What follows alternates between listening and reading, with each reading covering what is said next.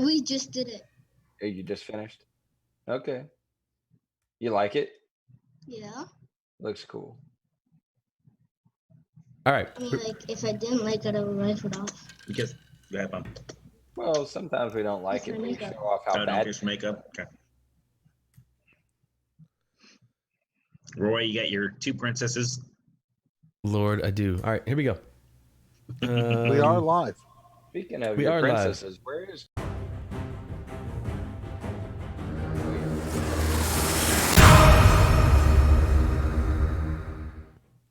Hey, now we're live, and I mean to be live. Welcome, one and all, to Taco Tuesday. Tonight we'll be serving up some spicy chicken something. I don't know where the taco thing came from. I am DM Roy. This is Nerdly Gaming Grognards. In fact, this week we have the actual Grognards. Our young future Grognard Joshua was not able to make it tonight. He had to work or something, whatever people are doing these days, and he won't be here. So this is actually the Grognard crew, the old soldiers that have. We need Paul. We need Paul P to do a cameo, like the. Ooh, that would be pretty sweet. That would be pretty sweet. The shimp of the Three Stooges. Whenever Josh can't make it, get Paul P in. Yeah, we've got. I haven't done all the math, but we've got, I'm sure, well over a century of Dungeons and Dragons playing collected here in the stream for your viewing entertainment tonight. So it's a good thing you showed up. I am DM Roy. I am slightly sleep deprived. I did have a baby. My wife had a baby a few days ago, some number of fuzzy days ago. So, but you know what? The show must go on. No, it's actually way easier than you think it is. The whole having a baby thing, like people congratulate you. Like it's like the easiest, like not having the baby should be what you get congratulated on, right? Because that's like the thing you actually have to work to do. The whole having a baby thing is like whatever. Well, I mean, you didn't have to do anything. I did a lot. Okay, look. All 3 minutes worth. The point is, Was there cuddling after? bear with Yeah. There was cuddling involved. Where's my bourbon? How can I not start the show with bourbon? What the hell? This is the Grognard show, and I don't have a glass of bourbon within hand's reach. What the hell? I really am. You really are sleeping. I tell you what, man, I'm really losing it. Yeah, so I say that as the caveat that my brain might be a little loopy tonight, so bear with me. Other than that, that's my big news. I have a new baby. In fact, her name is Tegan James. Is that just a cool-ass name or what? You know, I've loved the name Tegan. I kind of wanted to call my first kid Tegan like 20 years ago, but as a boy, it seemed like a weird boy name. So, You went with Josh. yeah, you know, look, man. Those negotiations are complicated, very complicated. A couple of atheists chose totally biblical names. We did. That's true. That is real. Anna is a very good name, but again, those negotiations are complicated. That's Please congratulate you on your pull-out failure consequence. Yes, thank you, bees. There, bees, you get a -1. Congrats on having sex. You can tell it's the Grognards. All right, we're gonna have a break here in a minute because I seriously actually don't have bourbon. I don't even know how that happened. Well, after the first hour, we can do our first Hour? Oh God, the no. Edgelords get 2 breaks. We get 1 break. The edgelords are different than you guys. Okay, let's just say they're different. We're not going to say necessarily better or worse. Not necessarily better. We're only going to say that they're different and they get treated differently than you guys. It's how it goes, you know. So, It's true. They do get anything they want. well, I mean, they do deserve it, right? I mean, we can't deny that. I can't deny that they deserve the best. See, But we also deserve the best. And we seem That like is true. we get 1. That's just not true. I mean, we're going on strike. That's called lack of gratitude for the dungeon master who puts in time and time and time, hours upon hours upon hours, trying to create a fun experience for you guys. And what do I get it? Where's our intro screen? In thanks, I want more. What do I get? What do I get in thanks? I want more. I want more. It's not enough. I want more. We're grognards. It's like marriage, man. This is what I get for playing with a bunch of freaking. See, my other stream. Yeah, we're the wife, they're the mistress. I get it. My other stream is the mistress. Minorities and Canadians. This stream is a bunch of white freaking American dudes. Now notice on which stream I'm appreciated and which stream it's like, we want more. Give us more. Huh? Yeah, we're the ones feeling old and neglected, and they're the sexy new thing that gets whatever because you feel, up to it. Okay, all right. Bees wants to be the hot new side chick. Bees is the hot new. Bees is definitely the hot new side chick for sure. All right, you guys are distracting me. I need to get started so I can distract you guys long enough to go pour some bourbon. All right. Do we have? Well, it's going to be hard. It's going to be hard now because you're going to start a combat and we're going to know what we're going to do. We're not going to have 20-minute dialogue about it. All right. Hey, don't we have somebody that does like a 5-minute recap from last week? Chris, no, aren't you the recapper from last week? No. I would have to be since my game was last week. Ooh. You might as well just go get your bourbon now. And where's that bourbon, Roy? All right. When last we met? No, I can do this. When last we met, as I recall, the one notable thing that you guys did last session was that you accepted a quest from Uncle Lucky, who asked you to do a very simple errand. Go to a shop, talk to that Schemo Weird Bottle guy. You guys had some interactions with him. Hope you remember those interactions. And they were great. Well, I don't know how good a job I did, but I was role playing an NPC, so hopefully I did a good job. No, you did a fine job. I meant the interaction itself. Oh, good. You guys got this this velvet case, right? This velvet lined box that he was pretty clear about not opening and such. Gail, to my knowledge, you have followed his wishes and not opened the box. Correct. All right. And you guys know, like he opened this box and he put these this collection of bottles in, like these potions, right, and put them in and close it and said, you guys were waylaid as you stopped at a bookstore where Reginald was trying to expand his book collection. You guys were waylaid by a group of bugbears and psionic kobolds or something like that. You've fought them off, and that's basically where we quit after the battle with the kobolds, right? Similar. Chris got his books. Oh, yeah. I mean, yeah, but that's... They were kind of on the house at that point. I'm talking about things that matter. We were on the way to complete our quest. Yep, and you're supposed to meet a person at the... What's that called? A statue. The statue of the... Find a woman in the purple cloak. The God Catcher. The God Catcher, right? The statue of the God Catcher at midnight, I believe. No, sunset. Sunset? God, Sunset. So close. All right. Yeah, I was guessing without no. That's pretty good without having checked my notes. True. All right, and so what is? I don't even want to know. I see chat scrolling. I'm like, no, I don't. I probably don't even want to know. All right, so this scene will open as you guys are. I suppose the sun has set. The shadows are long. There is still light, but the lamps all around the streets are being lit by the lamplighters, and the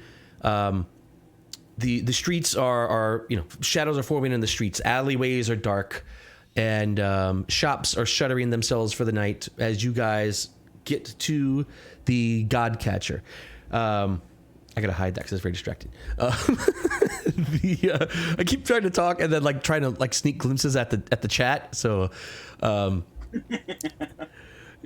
I can't leave that to us. Yeah, thank you. So yeah, I had to hide it. So Yeah, so at sunset, you guys are hanging out at the Godcatcher. All right, Gail, you're not gonna look in the box at all, really? I I mean, you are a So- cat. so specifically, yes, and all the stereotypes have never come true with me actually. So I've been the most atypical feline character. The thing is, I am the only one with a backstory as a lawman. So I'm in a party full of people who have been gang related, and the potions were told don't look at this, and they were given to a former member of the city watch. Yeah. So I didn't look. I'm doing my duty as prescribed by your employer. So yeah, I'm in character to say I didn't do anything outside of what we were instructed. So what you're saying is Gail knows how to follow orders. I can follow instructions. I am although chaotic in nature and a tabaxi, to boot, a former member of the city watch. So yeah, I'm an investigator. I have curiosity, but I was given instructions and I followed the instructions. All right, fair enough. Did you guys? Now, with dialogue, you could appeal to that chaotic nature. I don't want to do anything. But we didn't do that. So that's where we stand right now.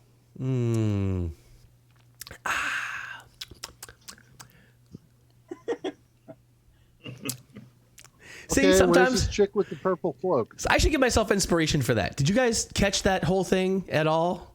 I should totally get inspiration for that. Sure, why not? You already have No, inspiration. I get the inspiration, Roy. Why? He You distracted just us. went and got bourbon. That was uninspired. I got bourbon. I asked Elliot a question, calculated how long I'd be able to be gone for him to answer the question, got back in time to No, as your hear best the friend- answer. No, as your best friend, I get totally outta- filled the whole gap. Get The whole outta here, gap. I you. filled that gap while you were getting bourbon as your best friend. What? I did Plausible, Roy. I did that think for you should give him you. inspiration. I What? did that for you, Roy. You're buying that story, Chris? Absolutely. Yes. That makes perfect sense.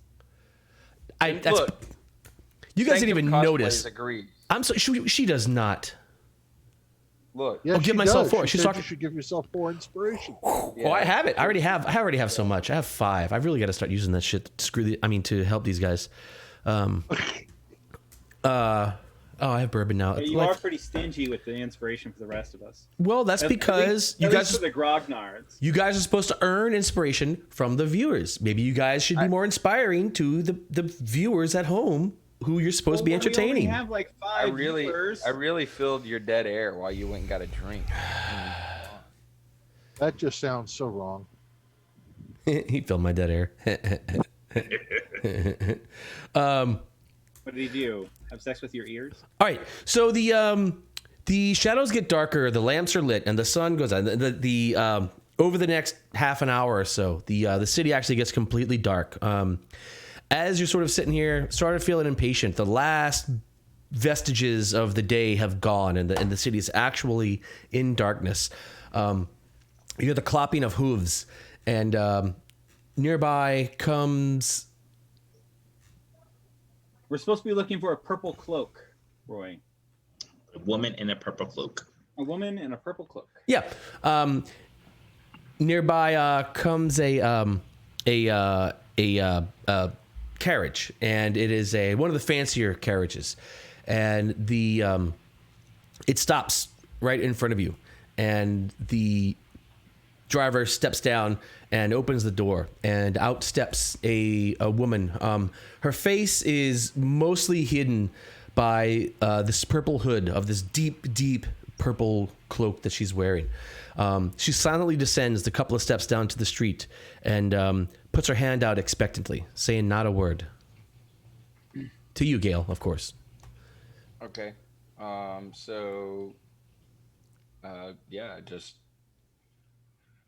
So the problem is, I was hoping that we would have a little bit more of a discussion, but we didn't. So we'll just pass the package off. If you guys need, with her. No, but prior to getting to her. Well, if you guys need to, I mean, I'm just. Yeah, if you wanted to have a discussion. Yeah, nobody was doing anything, so I just time. advanced time. If you have to have a discussion, feel free. All right. Yeah, let's just do it. It's gone. That thread's gone. Okay. So you hand her the box, and she opens the box, closes the box, and she pulls out this black velvet pouch and sets it into your hand gently, and you feel the weight of heavy coins in there. Those not many, but a few heavy coins in there. And she gives you the briefest of nods. You still in all of this can't see her face underneath this cloak. And again, she silently ascends the carriage, shuts the door quietly, and it's uncanny because nothing this person does makes a sound. Opening the door, she opens the door silently. She descends silently. Everything she does is preposterously silently. You can tell. You can't really see much of her body, but she's As she is getting back into the carriage, I tell her, "Have a fine evening, milady." She pauses briefly and sort of starts to look back over her shoulder, and then continues and shuts the door silently. The driver clambers back up into the seat, and they leave. Okay. Let's go see Uncle Lucky. Why? All right. We did it. Oh yeah. I guess. How much money's in there? All right, open the pouch. Inside the pouch are 15. Thousand. What? No, what are they called? Moons? Rounds? No, they're moons, right? Dragon? No. I don't know. No, dragons are gold. He's looking for what platinum are. Damn it! What the hell? It's half moons. Why can't I remember I this? got that. Where's my note page? Hold on. Hey, do we have to split this with Elroth since he didn't bother to show up? Harbor crescent moons. moons? They're harbor moons. They are in the shape of a crescent, but they're harbor moons. Harbor moons. All right, 15 harbor moons. Okay. Which each of those is worth 10 dragons. So you're looking at about 150. I'll put it in as 15 platinum in the treasure sheet.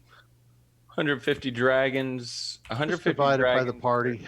Yeah, 100. Yeah, 15 platinum for no questions asked delivery. Not too bad. All right, So I that can should be just. 3 platinums Depends each. on what was in there. All right, I divided it to the party. If y'all want to take Elroth's share, I don't care. Just let me know. I was just kidding. We I can have just- this share. Yeah, I'm just saying, let me know. So I just divided it through Fantasy Grounds. Yeah, no, that's fair. It's fine. I was kidding. Okay. All right, so you guys head back to Uncle Lucky. Yep. All right, let's make that easy. It is getting into the night. In fact, this is the big time of the awning portal. Everyone is there, hanging out and such. And you guys get there, and Uncle Lucky is actually currently at a table with a couple of other people, and they are drinking and smiling. But you notice, and he catches your eye. He gives you the nod as Imani. It says, "Hey, I need a little time with these guys." So you guys wait for a bit. He chats, and they talk for another maybe 15 or 20 minutes, and finally they clink glasses all around, and you see him actually shake a couple of hands, and these guys also leave. And he then looks at you and says, beckons you over. He says, "Cousin, come, sit, please, have a drink." Hi, Uncle. I was coming to tell you delivery's done. Excellent, no problems. Nothing we couldn't handle. How was Schemo? Was he? Truthfully, he seems to be an asshole, but Oh well. he did everything that you requested. Well, he thought that we were assholes too, so. Yeah, no doubt. Schemo is certainly harsh. But did you talk to him? What did you think about him? What's your feel for him? Very pompous. Thinks a lot of himself. Now, whether he apparently. Oh, he's got the goods. He's got the goods. Don't doubt that. He's one of the Doom Raiders for a reason. But I don't know if I trust him though. I'll tell you that. Why do you say that? I don't know. I just got. And he this looks feeling. he looks kind of serious for a moment. Like, why do you say that? I just have this feeling. He just, it's off. Something's off. You I really? don't know what, I mean, but something's off. is it okay if I call you Uncle Lucky? You I mean, feel free to call me anything you'd like. Would you rather? We've We're like not friends. You're like really- part of the family Yeah. now. Fair. We've had so many interactions. We've been around each other for quite some time now, but we just never have really established a rapport. So I'm Gail, as I'm sure you know, Gail Finder. Well met, Gail. But we just haven't actually established like what is our relationship. So are you Davelt? Are you Uncle Lucky? Which would you prefer? Well, my given name is Devil.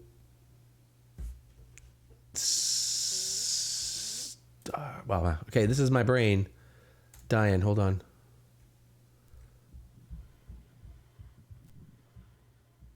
Song. Jeez, I can never remember the last syllable. Fuck. Well, my given name is Dabble Star Song. But these friends have called me Uncle Lucky for some time. This is actually my blood kin, as he points to Imani and hugs Imani. And this is my blood. This is my kin. And this, he puts his hand down on the shoulder of Reginald. This is my lucky charm. This one saved my life once, and that is earned to him the same entitlement as the blood of my blood. This one here, and he looks at Alan. What the hell is your name? Delaquin.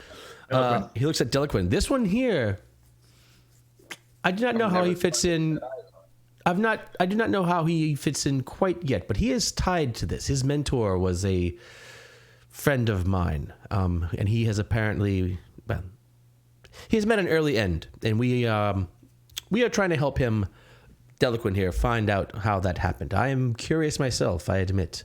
There are things afoot that you may not be aware of yet, and well, that may be a good thing. But you, Gail, what is our relationship? How can we cement our relationship? For I have come to find faith in you. You are friends of my blood and my blood-in-law.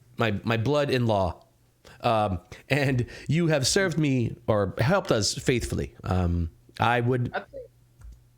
I think for me, the easiest and most comfortable solution is Uncle Lucky. Uncle Lucky. Let's roll with that. I like the name. Uncle Lucky it is. Uncle Lucky. So, Uncle Lucky. Yes, nephew. You're whatever. We don't have to go too far, but you asked us to go pick up these potions from somebody who you were clearly, you weren't happy with, and you wanted us to go and just take care of this business. Schemo can be needy, and he's just a pain. He's needy.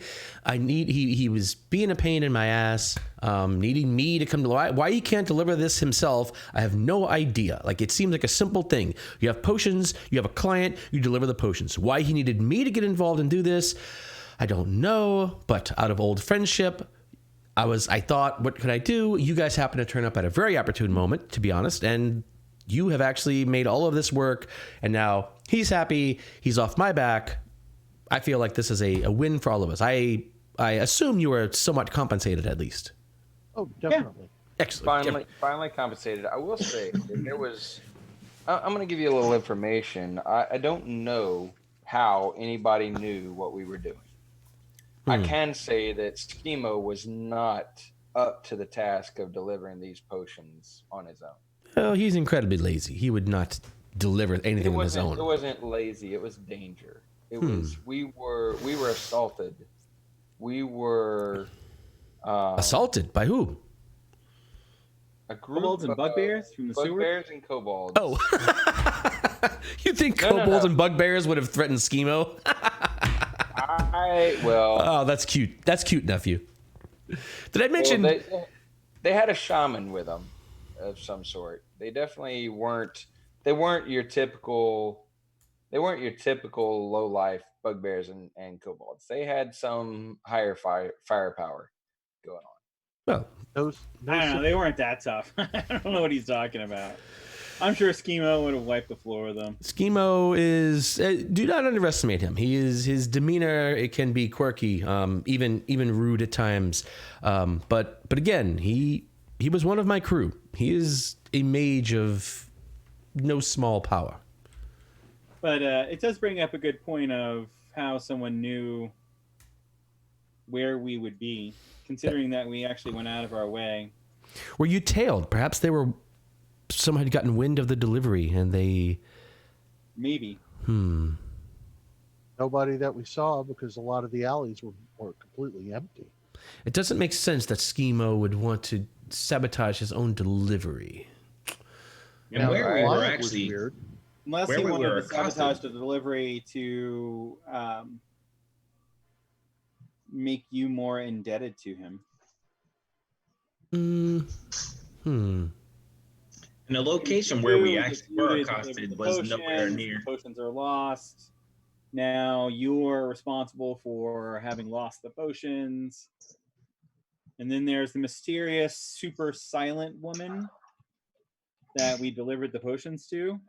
Oh, the client. Yes. Well, we don't need to ask about clients. That's one of our things. The clients are Not clients. to ask about the client, but to perhaps maybe anger the client at you for losing the potions. We're just giving you the information. I'm just that we got. throwing out. Yeah. No, it is interesting that you were ambushed and by a sizable force. Very interesting. And a force with good intel, good real-time intel, because as Delaquin was saying a moment ago, we were not following a direct path from Schemo to the delivery. I'd catch her. We actually did make a little side errand, and we were jumped at the side errand on the way. Well, they were probably following you or tracking you some way. If they They were had good intel. If they were Again, shaman, it perhaps could have been tailed and just not have seen it. yes, or perhaps if there was a shaman, you said perhaps the shaman could have been tracking the case that you were carrying through magic means. I know that there are magics that can find items even out of sight. They could have tracked you that way. That means it could have been someone that was watching. This could have been the Xanathar. Definitely could have been.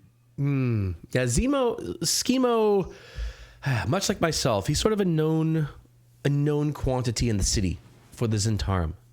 You mean a gnome quantity? That's pretty good. That's pretty good, nephew. See, that's why you're my lucky charm. This guy right here. This guy. Oh, here, have some more wine. That was pretty good. He low Now, fives are you. you calling that good luck though? Is that good luck? Oh, yeah. Or is Oh, that- it's awesome luck. Yeah. That's luck. That's luck, all right. You Yeah, never he- could have seen that coming. Yeah. No, he does. He gets it. He low fives you. Yeah, nice job, man. Good call. He's like, yes, it wouldn't be too crazy to think that the Xanathar were maybe keeping some eyes on Schemo's shop and perhaps tailed you some kind of way and found an opportune time to stage the ambush. Sure. It could be more than that, though. But this is good information. Thank you for giving this to me. I am glad you were compensated. You have gained even more respect in the eyes of the Zentarum, which means you have more. Oh, where's my thing? More renown, more reputation with the Zentarum. Uncle Lucky, have we heard anything else That- on that mansion? That brings us up to faction? 2 or 3. Let's see. Technically, hold on. We I'll tell you. didn't I'll tell you the break- we number, didn't but break I don't think you know the scale. The I answer don't know is the scale. I'm always- just keeping the track answer is- down at, you know. The answer is always you didn't break a level. You know that, Chris. You didn't Yeah. break a level. But you guys started off high. You started off pretty high. I think I started you off as a 3, and I started Imani off as a. Hang on, I have it written here. Yeah, Imani was already at a 4. So you guys have gained a couple of points already. So Imani is now at a 5, and you're at a 4, Reginald. And the rest of you, let's see. Gail. You're now at a... Actually, I'm going to put you at a 3 because you're such good friends with these guys. And what is that again? This is my own personal scale of relationships. I made up a scale, and it's I got you. Rip, yeah. How well are you liked by this person? that's right. That's right. And like Marriage, you put money in the bank, you take money out of the bank. yeah, at a +5, that's a pretty strong connection. You know, I think I'm doing basically a scale of 1 to 10. You know, 10, and this is a positive scale. Like you can go negative as well. So it's really sort of like a negative 10 to 10. So something like that. But you know, 10 would be a mother giving her life for her child. You know, 5 is very strong. 5 is a close ally, or a good ally. Not something you take no one you take a bullet for, but someone you have a good amount of faith in. Okay, yeah. So you guys can hang out in the Yawning Portal, you know, sort of as much as you like, unless you have other ideas, other plans stuff to do. Yep, we do. Okay. Yeah, so we don't want to hang out in this bar so long that we can't open our bar. So we do need to get home, and we do need to get some work done and see what do we need to do, and let's just get an opening, soft opening. All right. So let's take the next few days as downtime. We can do a I really want to do downtime in 10-day increments, you know, week increments, but we'll just let the next couple of days go by. Things get finished. Do you have any plans for grand openings, or, you know, I think you guys have 3. I should probably know. I think you guys have like 3 or 4 more days until like the work is done. So you could open in, let's just say 3 days. You could open in 3 more days. Rainier, Mert, Uncle Lucky. And the widow, what's her name? Good old what's her name? No, I don't think she was coming. No Beetle. We should invite Snowy Bottom. In fact, we should invite the widow and the others. We totally should not do that. Yeah, that's a great idea. Let's not ruin that whole thing for Elroth while Elroth is off being otherwise occupied. So you're right about that. We should wait till he's here to ruin it. But at the same time, we should totally ruin that. And by the way, we need to let her know that, and he will probably want to let her know that he knows she gave him a bad deal. Like he went in there in good faith, and she gave him a bad deal. That's up to him. She doesn't necessarily think it's a bad deal because she thinks that her shit don't stink. Well, we don't know. We don't know. Yeah, you guys don't know. We don't know. We were part of the discussion. Let's not get too lost in things we don't even know anything about. Let's pass. That's something for next time. So when are we opening? That's what we need to decide. 3 days. We're opening in 3 days. You need to tell the Dung Sweepers Guild. You need to tell Mert, Rainier. All right, Uncle well, Lucky. The rest of I'd like to make this, you know, the local people. So yes, you know, Tally over at the Bent Nail. You're right about Thornton. Obviously, you know, Broxley, you know, we want him to be there since, you know, he was a big part of this. Rashal over at the Bookworm's Treasure. Vince Trench at the Tiger's Eye. All right. So you guys want to do a sort of like soft opening the day before then, just to kind of invite your friends and some locals, like the closer contacts, the alley. Sure. Involved. So okay. So what are you guys gonna do for the big opening? Maybe we can make this some type of some type of skill challenge where okay, so the way the tavern works money wise. This is a thing. I'm seeing a lot tonight. I can tell I'm tired. Sorry. Oh no! I didn't mean to close that. Oh no. Oh no. I also want to let Laura Roundabout know that we are doing this soft opening. I want her to be invited to both, but I would expect she can only make one because she's running her own establishment. She's the owner of the Loose Gear and the Field Board, the innkeeper. When we do the real grand opening, let's use that pyrotechnics wand and actually do fireworks. It's true. That is actually a really good use of the pyrotechnics wand rather than in combat, and so but that is again Elroth, so we got to wait till young Karuba's here. Well, I think we could usurp that particular thing for a couple of charges. Yeah, you're probably right about that. All right, so here's what we're going to do. So when we're running a tavern, the way that works... Where's my... There we go. All right, so we're going to basically, mechanically, for income purposes, we're going to break the month into 10 days. So basically, we're going to break this into 10 days. And I'm going to use this system that I found that I'm kind of using in the other game. The basic cost of running the tavern for our 10-day is 60 dragons, okay? The basic revenue from a 10-day is 40, I think you told us. Yeah. If we, 40. Yeah. Okay. Yeah. So and that basically is going to be, it's going to be a die roll. So a DC 5 die roll means, and you try to make that success. If you fail the DC 5 die roll, then that means you've lost money for the week. So like that means you won't make any money for that week. You can decide to take riskier die rolls for bigger rewards. Okay.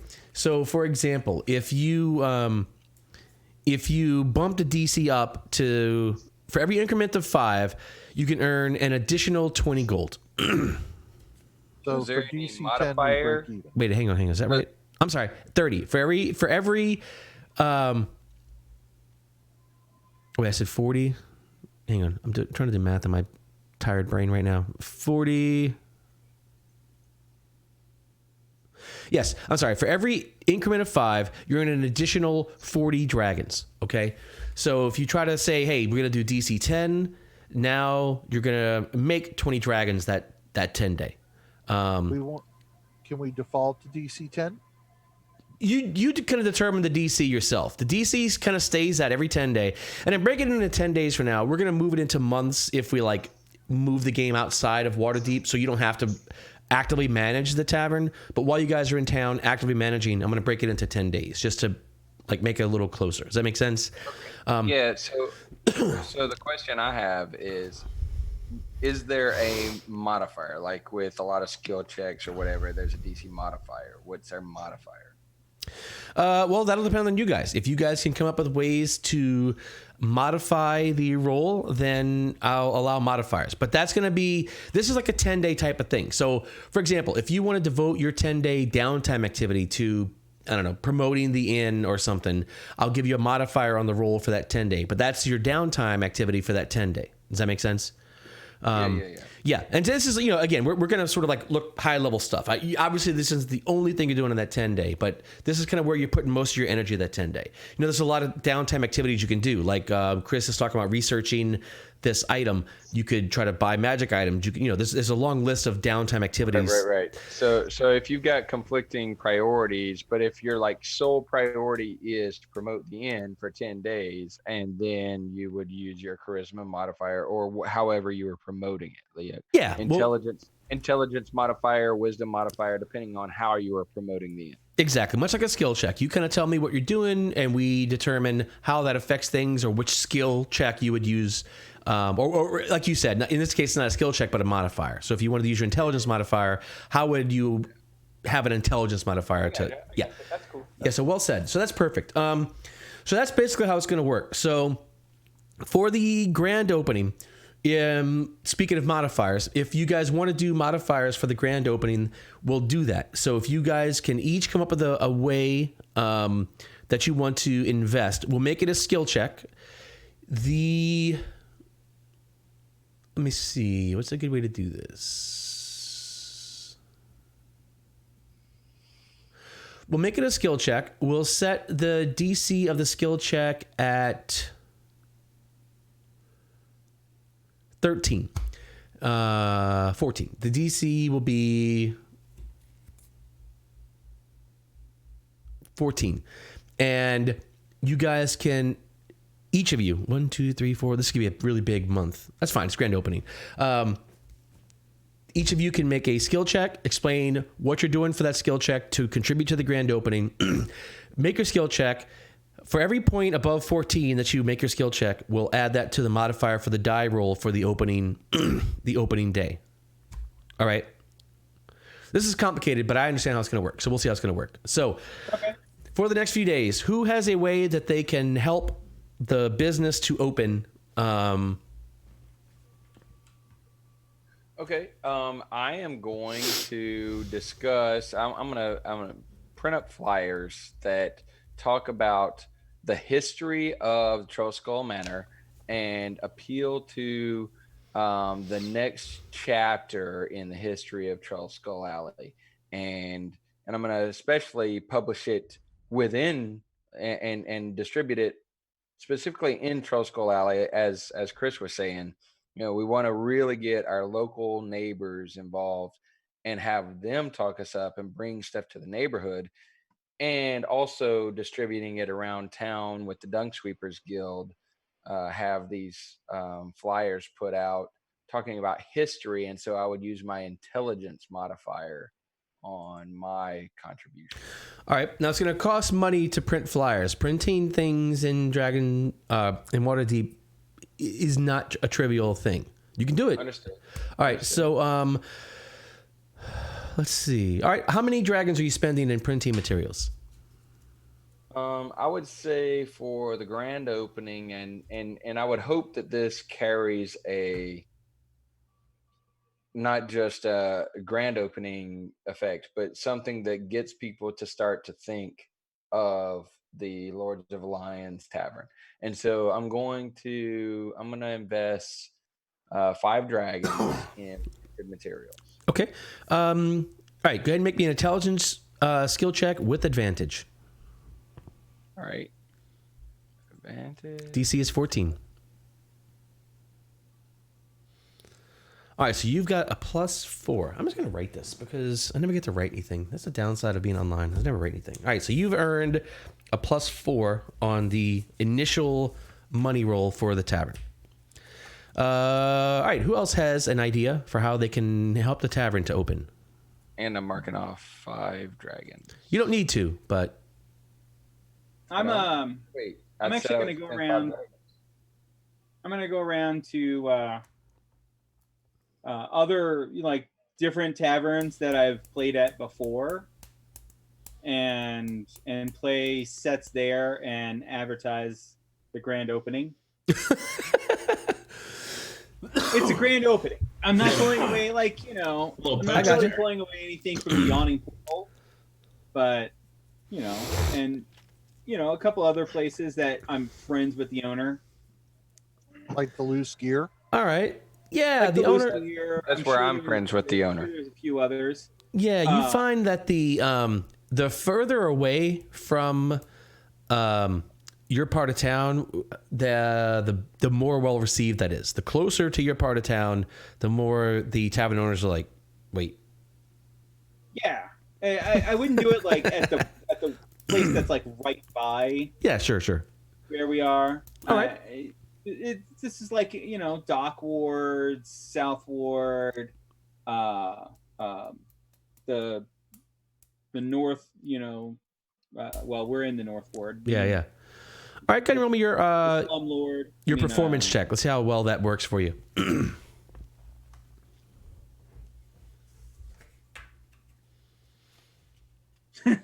Oh, all right. So not bad. So you don't add anything, but you go around and you get some there. So that works out okay. Let's see. Anybody else? Plans? Reginald, are you planning on performing for the grand opening? Because it would be great to have a bard or a couple bards or some gestures or some musicians. I was planning on performing. Okay, so you are performing. And so in that flyer that I'm sending out, it's talking about the history and the future, like the next page and so I had assumed that Reginald was going to be performing. So okay, just making sure. And Roy? Yeah, man. Right. Yeah. Can I also hire hawkers? Oh,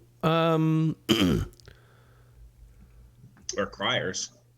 That's what I meant. Yeah. yeah, well, you're performing. I like hawkers better. Criers irritate the fuck out of me. That's not a bad idea. Maybe somebody else can use that. I mean, you've. I don't want to That's spend. fine. Yeah. I don't. Yeah. It's a good idea. I don't want to spend a lot of time on this. I just want to kind of give everybody a chance to kind of take an action, a skill check to help the roll mechanically. I'll actually do that, Chris, since you've All already right. done something. You got it. All right. How much do you want to spend on hawkers?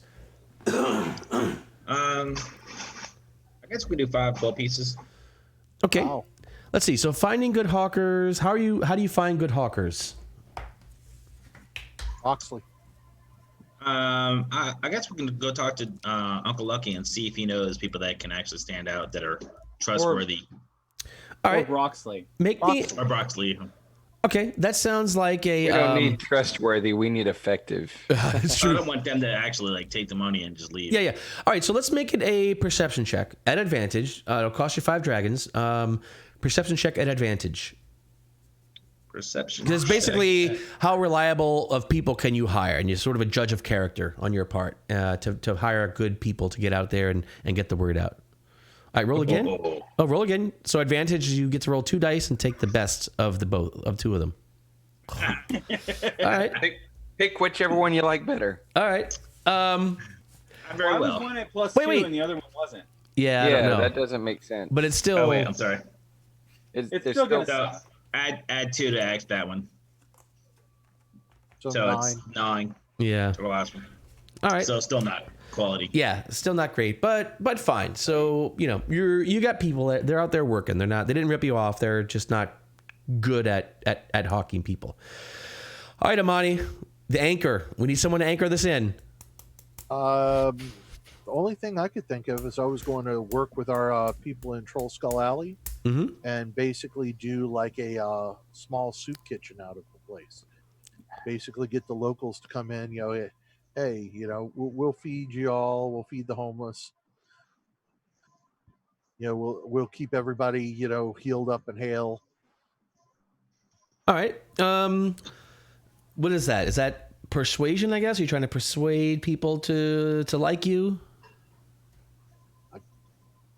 I guess Sure. it's just mean, more trying to take care of my community. Yeah, I hear that. So remember, the nature of skill checks is at the end of the day you have to roll a die roll. And so generally with skill checks is you're going to want to figure out, hey, what die do I want to roll? How can I craft a story to support rolling that die? Does that make sense? Reginald, you didn't roll with advantage. I didn't. I was not told to roll with advantage. Well, he didn't invest money in his thing. Oh, I see. Though I guess you would make money performing, wouldn't you? Yeah. So you did free. Fine. So we'll do we'll do advantage then for that. So you'll basically scrap your earnings you could have made from performing, put that back into the community, whatever.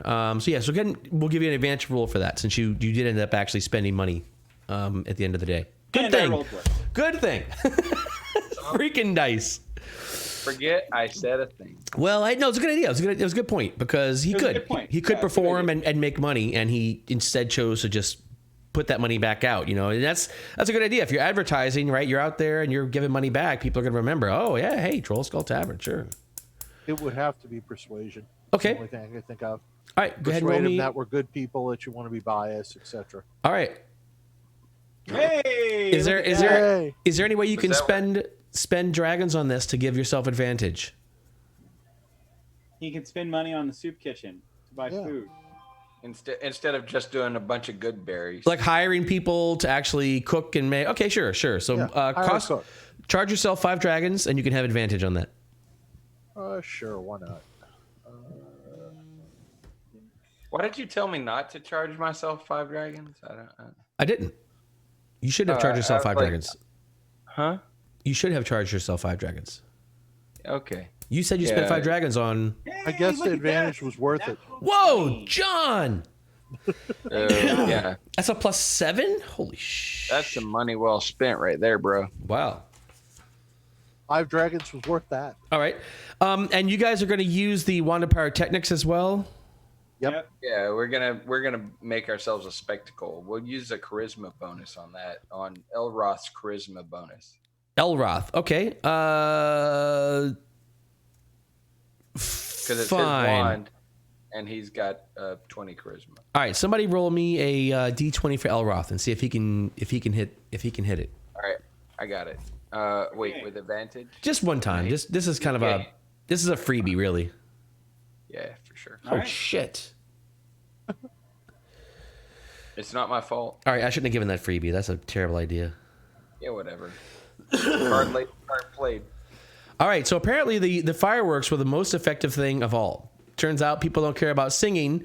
They care a lot about soup kitchens.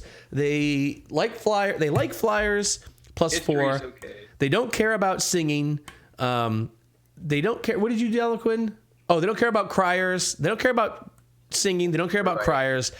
Soup kitchens are +7, but the promise of a fireworks show is +9. So that is apparently the way to get people in. You know, Fireworks. To be fair, which one are you more likely to go to? Some random singer you've ever heard of, or a fireworks display? Dinner All right. and a show. All right. So now Probably the singer, actually. you guys have a total. Holy shit. Well, All that's right. you, Chris. So now grand opening. I'm gonna somewhat gloss over this, but the so the soft opening goes pretty well. You guys get the neighbors in, your friends show up. Mert, of course, stops by. Renair even stops by. He's really happy with you guys. He's big fan of you guys. The soft opening goes pretty well. Is there anything? Make sure that lantern is lit that whole time. For what? The lantern of revealing. Yeah, I but don't like, want nothing invisible coming through or anything. okay, all right, okay, yeah. So soft opening goes pretty well. You guys reconnect with some friends and such. Is there anything of import that anybody wants to handle in soft opening with any of those NPCs, or we're good there? If both, because I would have also invited the gnome, or was she a halfling book person from the other shop, along with the dragon. Yeah, anybody. At sorry. some point, I'm going to take them up and show them the library. Okay, sure. Yeah. Oh, yeah. They like that. I mean, it's getting there. The library's pretty sparse. It's got, what? It's pretty sparse. Half a dozen And books that- or I'm showing them the thereabouts. space, Well, and that's probably a valuable message to send is like, look, this is the space I'm trying to fill, and this is why I invited you tonight. I wanted you to see, here's what I'm working with. So that's good. I want to just make wanted sure get we. their opinion on the space. Not so much I want them to fill it, Yeah. but Well, at this point, and so we're going to get into upgrades. At this point, you guys have basically just refurbished the manor. You've torn everything out. You've built things back as like the basic tavern. I have a PDF that I'm going to give you guys that has a bunch of different like tavern upgrades. And so there's ways you can upgrade things, right? So once it's up and running, you can spend money to upgrade things, and those upgrades will have some different like perks and stuff like that, basically. So once we're up and running, I'll get that to you guys, and that's where you'll have an option to make like a better library, stuff like that. So at this point, you're right. Imagine like a building game. You've made the level 1 establishment, and we're going to now go in a direction, or whatever direction you guys want to go in, as far as building this up and making this like your actual, legit estate or whatever you want to do with it. Or not, or you can say, hey, we don't want to spend a lot of time on this. We'll just, this will be a place we sleep, and that's all. I think you're underestimating this group. Yeah, I have a couple of goals. That's why I have a PDF with a long list of upgrades. Yeah. I have a couple of goals for tonight at the soft opening. All right. One of them is I want to know, did Laura show up? Laura, who runs the loose gear and the field board. did she show? Good question. Let's see. What is the percent We chance did- we she would did- show up? We did rescue her from an ambush. No. Yeah. But she's also the only person who works in her own tavern. So she would actually have to close or hire someone. Right. I'm going to give her a relatively low chance. I'm going to give her 3 in 10. Okay. Whoa. All right. She actually manages to find a replacement for herself for the night, and she does show up, and you see her there. She says she can't stay long, but she wanted to at least come and pay back a little bit of the favor, and she orders your cheapest drink that she can. that's Send her fine. back with a bottle of Amish wine.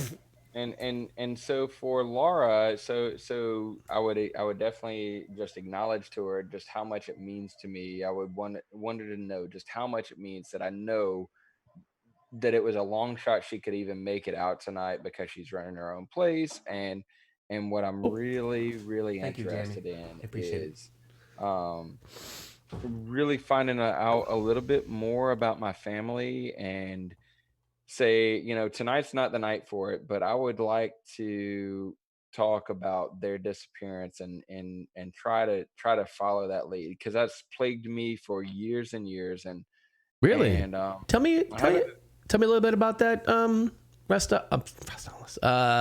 yeah, Gail? Just a quick little synopsis.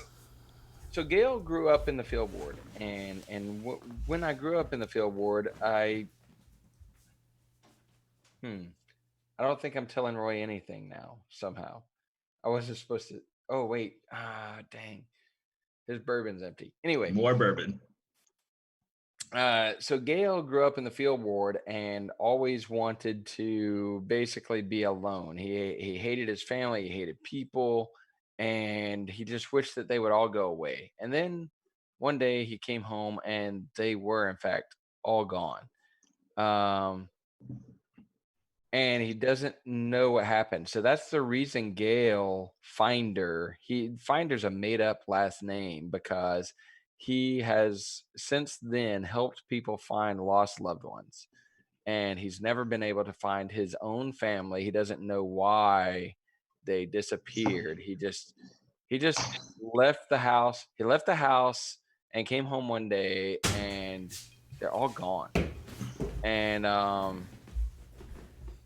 so coming back to his empty house, he just sat there for a couple of days, like, where's my family? Where did they go? And at first it was glorious, and then he just got lonely and started to wonder why they left. Were they taken? Did they leave him behind? Where did they go? What happened to his family? They're just gone with no explanation. They were taken, they left by their own accord, whatever. So with that's what shaped Gail into becoming a City Watch investigator. And as a City Watch investigator, he only just tracked down criminals. And so that wasn't getting him any closer to the what had driven him into that business. So that's why I left the City Watch and became just a private investigator, essentially, which is how I came to be a part of this party, because one of the members of this group is a contract of mine. I was looking for young Elroth, whose family had hired me. I was away outside of Waterdeep, and Elroth's family, I'm talking at the tavern in the local tavern and saying, well, this is what I do for a living. I'm here because I'm looking for such and such. Do you have any information? Well, no, I don't. All right, that's good. Your bourbon's not full? Dude, but I've been back for like 5 minutes. Yeah, whatever. All right, so anyway. we got I need one of those little sand timers where, like, I say, okay, tell me about yourself. And you get the sand timer, and then all right, no, so anyway. that's good background information. I want to sort of refresh everybody on that background information because that's important. I just don't want to go into And the reason I was going way into detail is because that's something that we really never got into on stream. Like that, Yeah. 14 episodes in, I really never gave Gail's backstory. So, And now we got it. So Gail has a missing family, an actual missing family, and that's apparently had an interesting connection with Gail to this bartender over in the field ward, because that bartender is from a place from your home, basically, like your home part of town. You know. yeah, Remember- I still stayed in the field ward after the family was gone. My base of operations as a city watch investigator and all of my private investigation services, my still base and home before I lived in Trollskull Manor was in the field ward. Yeah. And so Laura is my connection to home. Yeah, and Waterdeep is, it's a big city, and Waterdavians are very proud of being Waterdavians. But within Waterdeep, you've got all those wards, and they're in fact annual competitions between wards. So the loyalty to like where you're from, your part of town, is very strong generally for natives in Waterdeep. It's So a that lot all like works. Northern. It kind of is. It kind of is. So that all works out really well. So soft opening, you guys sort of reestablish a couple of connections. That's good stuff. So for the big opening, oh wait, yeah. I want to see about if we can start getting more jobs from like Renair. If Uncle Lucky's got anything else, see if we can start getting our rep up. I want Okay. more street cred. Sure. All right. And I do have a second goal for tonight, but What's your second goal? All right, so John, you're gonna hit up Renair. What's your second goal? it has to do with Leaf.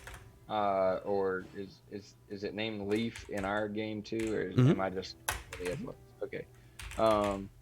So the other goal was to I've always been spending all of my downtime in making the house, the manor, the bar, everything better, just fixing things randomly. And Leaf has always really enjoyed that, appreciated that, and so I want to try to just send some gestures of appreciation throughout the night, every chance I get, of pointing out how well we're doing and trying to get Leaf to feel proud about the bar. No, Leaf is definitely you guys have sort of empathed at this point. His big thing at first was get the F out. I don't want anybody in here. And then it seemed that the more you guys repaired the place, the more you guys got the place back up and running, that really made him happy. The spirit's goal, this unspeaking, unseen, unheard spirit's goal is apparently to bartend. Like that seems to be its best thing, and you guys have sort of given that to it now, and so the spirit is now very, very friendly with you guys. It's been very very, very, very friendly with you guys, and it's very appreciative of especially of Gale and Elroth, who have sort of consistently spent a lot of energy in reaching out and bridging a friendship with the spirit, and it seems to it seems to recognize that. Like, Gale, you don't ever have to ask for a drink. Your drink is always freshly made. Anytime you reach for it, it's right there for you. But the soft opening goes really well. Everyone is really excited about this idea of a spirit bartender. That's really pretty cool. It's quite the novelty. All right, so for the grand opening, let's get this place running. Let's make a die roll. Okay, so now, mechanically, grand opening. Here's how this works. You guys have earned yourselves good Lord, A lot of money. you've earned yourselves a plus 20. A plus 20. Why do I make these things? This is dumb. Fireworks. Seriously, fireworks? You guys It's have, kind of like those little 4 light things that people do for parties these days. Yeah. With the sky. all right, so now the way the mechanics work, again, DC 5 is considered your base. DC 5 gives you 40 dragons for this 10-day.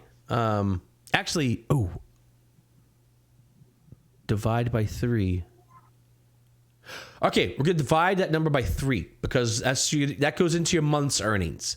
So it's a plus 21 for your plus 20. We'll say plus 21. Plus 21 for your month's earnings. So each 10-day, you'll get a plus 7 on your roll. Okay, for each 10-day. The basic DC is 5. Now 5 is an automatic win. So you guys are going to be able to roll. Let's see.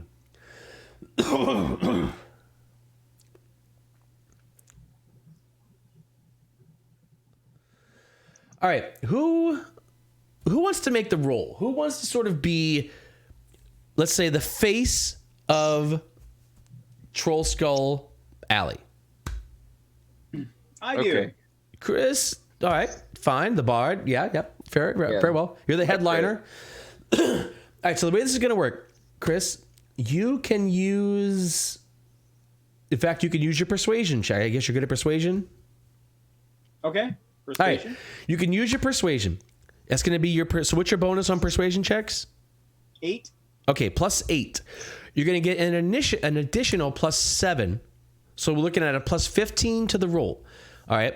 Now the base is a DC 5. For every 5 DC above that you guys try to achieve, you have another potential 40 dragons of gold of that 10 day. All right. Does that make sense? So, Yeah. All so right. we can pick a DC 15 and basically almost instant get it at the second. Why not make it Well, a we would DC? automatically get it because we can't Yeah. roll below. Oh, A 1. Right. Even at, that's we right. can't So roll a 0. and at a DC 15, so at a DC of 10, you guys would make, so operating costs are 60. So DC 15, you guys would make 120. Is that right? Minus 60. You guys would make 60 dragons on a DC. The automatic win for you guys is DC 15. You make 120 dragons. That's automatic. If you want to go for DC 20, now you could bump that potential to 160 dragons, but Chris would have to roll above a what? 3? 5. Above Yeah, a, yeah. or 5 or Roll a above. 5 or more. Does that make sense? So you can press that as much as you want. I'm fine with taking the freebies, like the free money. Y'all can go. We can press for 20 if you want, but I'm fine with just take the 15. I think We go already. for 20. Let's Okay, go for the that- 20. I mean, we have a 1 in 4 chance of failing. That's all. That's fine. All right. Chris. 1 in 4 chance. I've only okay. Chris, this is a big die roll. You need a wait. So you have a plus 15. 15. Yeah. So you have to roll a 5. 5 or higher. One, roll a 2, 5. 3. Actually, it's only 1 in 5. It's a 20% chance of not making it. 1, 2, 3, 4 fails. That's 20%. Right. So it's only a 20% chance of not making it. If you make this, you All right, guys are going to. ready? Once we talked about it this long, we're destined to fail. Find out. Here it comes. I've been rolling bad all night. 20. 6. Nice. Good enough. Just good. We'll enough. take it. Hang on a second. Hang on. I'm going to spend an inspiration Oh. To To make me make- re-roll that? to make you re-roll that, Chris. Actually, because this might not actually work out as well as you thought it did, and I am a mean DM. 10.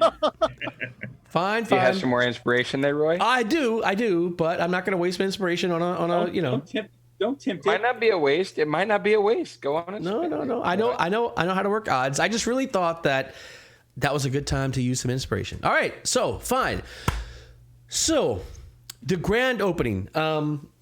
The place is banging. You guys have fireworks in the sky. People come from all over the town. It is super busy.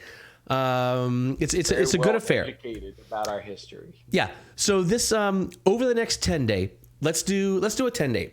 Let's do a downtime 10 day. So over the next 10 day, you guys are gonna earn 160. Hang on, I need to note all this. Do you create an NPC or something so where you know whether we're making or losing money? I'd rather not keep taking it out of the characters. No. I'll track that. This is I mean, however you guys want to do the. This is a pro DM here. He's got edgelords. I mean, if you guys want to just keep a bank of the gold, that's fine. Yeah, a bank that we can draw in if we need to, but I want Okay. the tavern to be self-sufficient, basically. Well, Yeah. All right. So the Lords of Lions. So you guys are Tavern. gonna leave your whatever for now at least the proceeds of the tavern we'll just leave in the tavern fund basically. Sure. All right. Yeah.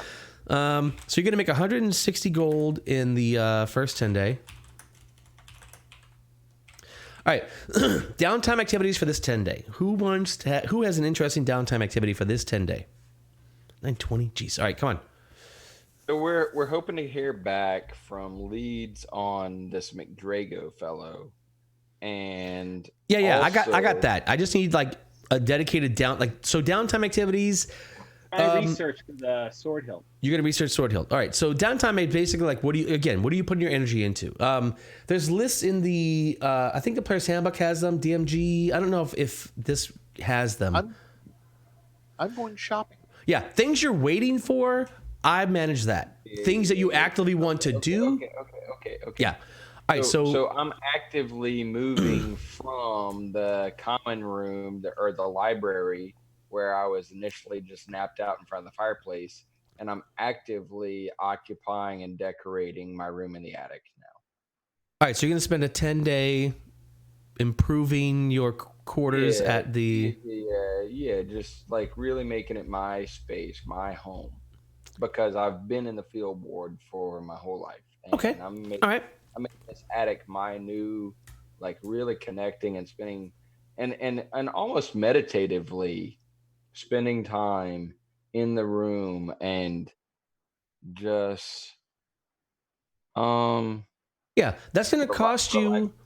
That's gonna cost you 1d4 times 10 dragons to like as you find things to buy to improve to set it up. All right, so you're gonna spend 10 dragons over that time, and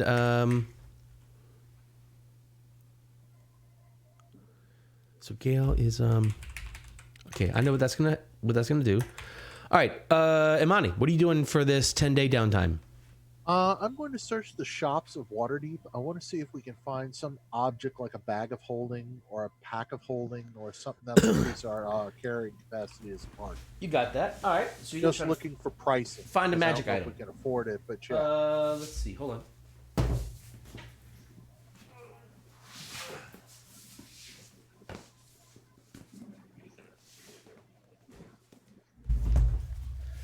All right, so you're searching for a magic item. Where is that? Let's see. Count XP treasure.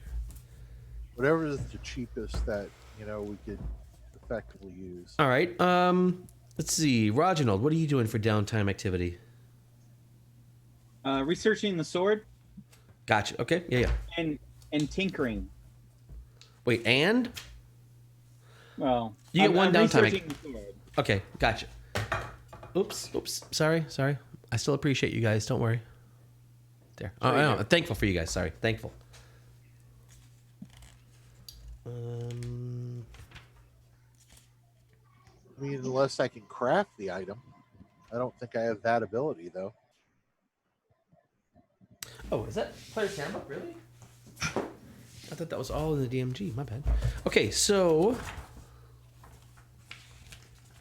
let's see. Elliot, I know your outcome. Chris, I know your outcome. Nothing. No, that's not what I said. My space is my space now, and it's not Facebook. It's MySpace. MySpace has always been MySpace. Facebook. Why are you I don't going to go close to your I don't live get it, journal Tony. later? What are you trying to say?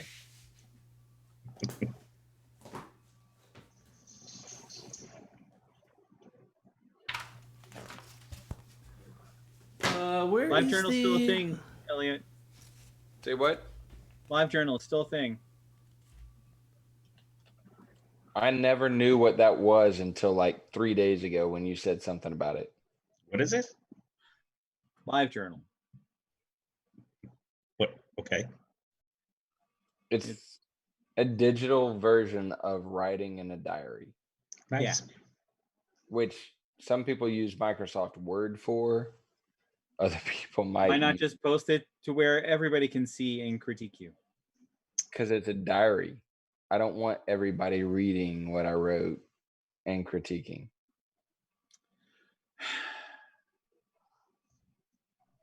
I don't know if you heard that, but I sighed at you.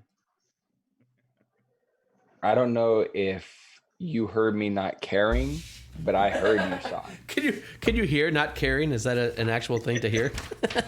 I heard you sigh. Did you hear me not care? Did you hear the empty echo from the cave of fucks I have to give? Oh, ow! Jeez. Okay, here it goes. Now we're like Adult I'm version. just saying, Elliot's been married a few times, so yeah, he probably already knows this. Yeah, that was the least painful not giving a fuck that I've ever had. That was actually one of the most polite I don't give a damn that you've ever encountered. Oh, look at John. Well, you're welcome. Never say I didn't give you anything, Elliot. That's a plus minus one, right? I have never Lucky said bug. you never gave me anything. All right, Wait, John. are those the old books or is those actually? Oh no, that's how we roll. This is how I usually roll. All right. All right, John. That's more like how I usually roll on my Tuesday game. I wish, man. I miss tabletop so much. I would love to be hanging out at the table with you guys. Jeez. We don't even hang out at a table with the people that live in Denver anymore. If we were at the tabletop right now, we could actually stop censoring ourselves. Wait, we're censoring ourselves? When did that start? When did we start doing that? Is this, No is- clue. I believe I just mentioned the empty cave of the fucks I have to give. I don't know how censored that is, but I don't either. But back when we were all playing around the table, you might have said worse. All right, John, is that what's the rarity of that item? I want to say they consider it uncommon. Uncommon. Okay, so here's the deal. To find a magic item, you're going to have to basically start talking around, talking to people, slicking some hands, stuff like that. All right. So I'm here's not how doing that this 10 day, but I'm going to be following this next 10 days. Oh, here's how it works. All right. It requires at least a week of effort and 100 gold in expenses. All right. Create the item by that time. Crafting items is completely different. Now it's a whole different thing. But to try to find it, it's going to cost you 100 gold to try to find it. and then you had to actually buy it.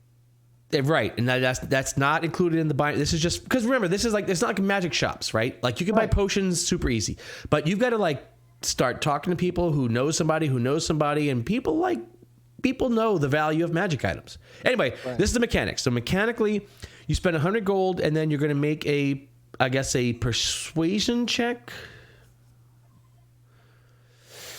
Persuasion check. It's a charisma check. You get a +1 bonus on the check for every work week beyond the first that's spent, and a +1 bonus for every additional 100 gold spent, up to maximum bonus of +10. All right. For uncommon items, the check is going to be a 15. So you would have to make a 15 or higher on a persuasion check to find. So basically, you spend 100 gold. That gives you a chance at finding a magic item. You make a DC 15. Now, I'm not going to allow inspiration on these types of check on downtime activities. So 100 gold gives you a DC 15 shot at finding a seller of the item you want. Then you have to buy that item from the seller for the price. I'll just work on the tavern then. Dude, if you want to... What? After I spend the 200 or 300 of gold, I won't be able to buy it anyway. That's what so the good's finding it. It's just gold, man. It's like gold. It's like free. It's like, oh, all right. This shit really comes around easily. We're gonna have so much gold. Once we have gold, then I'll worry about it, or I'll just freaking create it. All right. So what are you doing instead then? Downtime activity.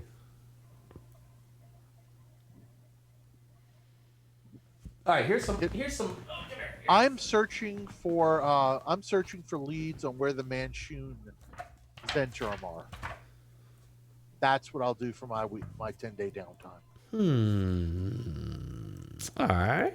Interesting. What are you doing, John? I missed that because it's something Uncle Lucky gave us. Basically, he's part of the Zents, but he's part of the hey, let's make money. There's another group called the Manchun group that basically are just let's effing kill everything and create chaos, which of course disrupts Uncle Lucky's business.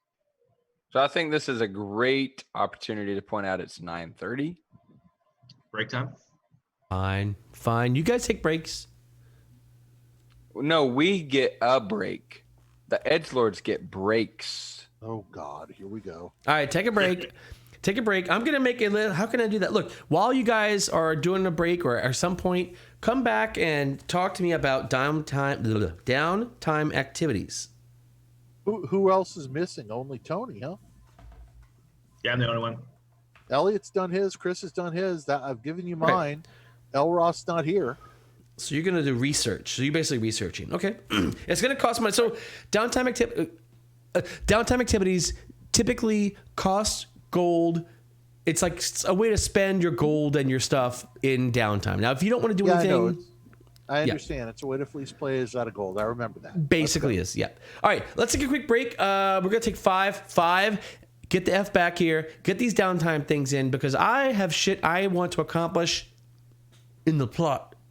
Good news is, Yeah, like news is taking out we're this only halfway. mansion, I find. We're only halfway through the night. We will see you guys in 5. All right. And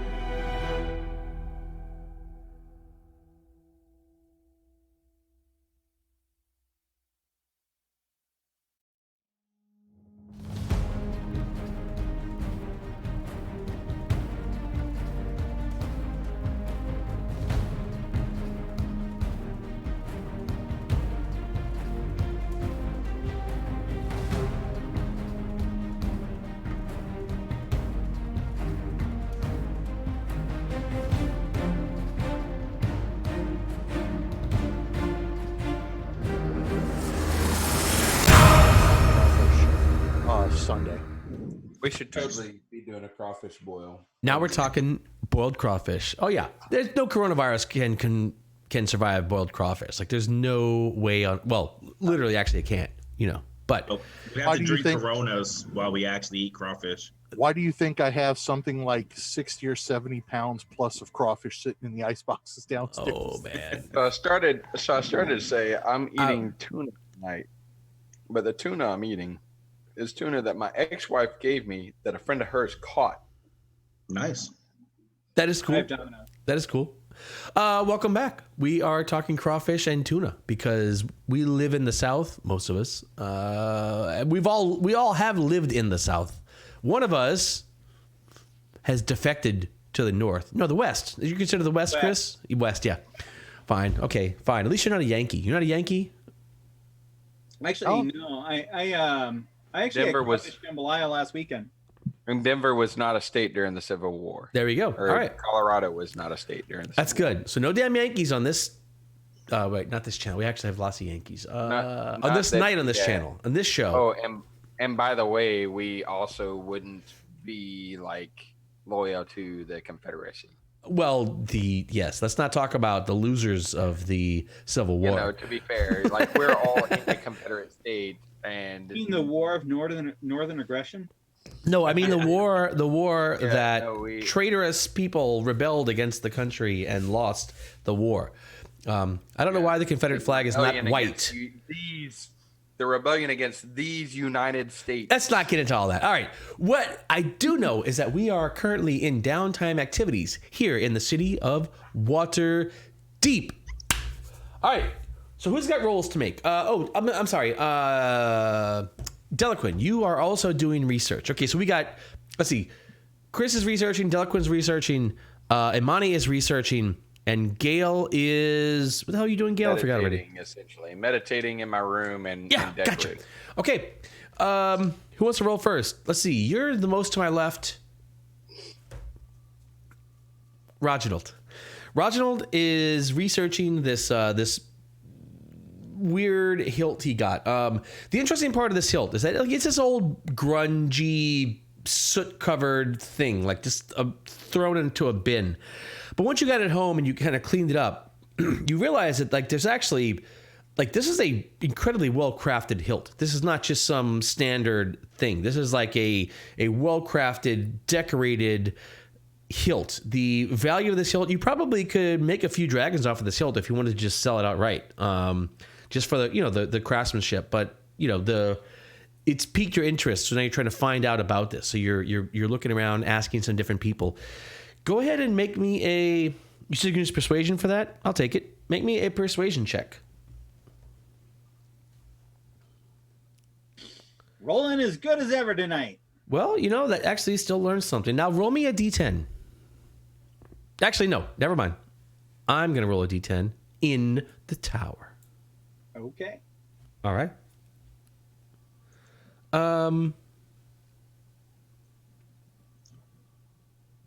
All right. You in your searchings, you finally find a. You're talking and you find a lot of books. It turns out that you put two pieces of information together, and you figure out why this thing is sort of soot covered or burned. One piece of information. Oh no, you still need one.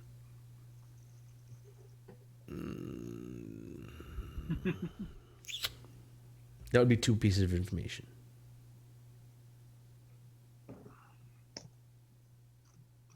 All right. You don't find any significant information about the sword, about the hilt yet. You find a couple of things. You've cleaned it up. It's clearly something of value. You're still reading and researching, but you don't have enough information yet to sort of start tying things together.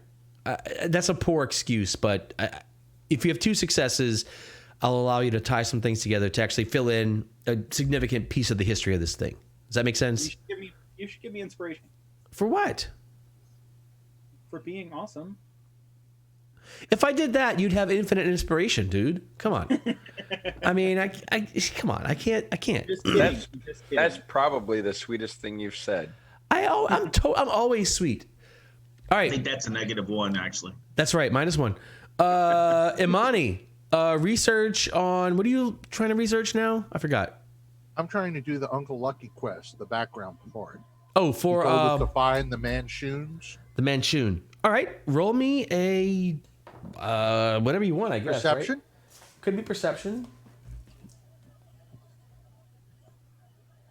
Yes. Sure. Fine. I don't care. Follow Wouldn't with the that be low an rolls. Investigation. It wouldn't be an investigation check. It could be. Yes, Tony. All right, you learn. All right, so you find that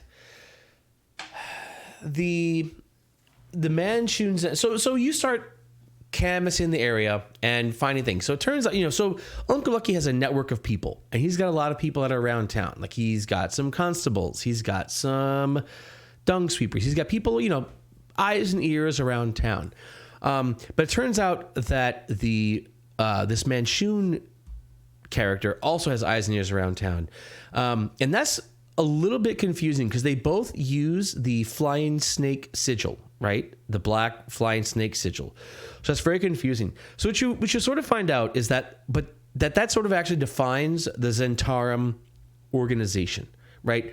Just like a government has many factions within a government, the Zentarum organization has factions within this organization.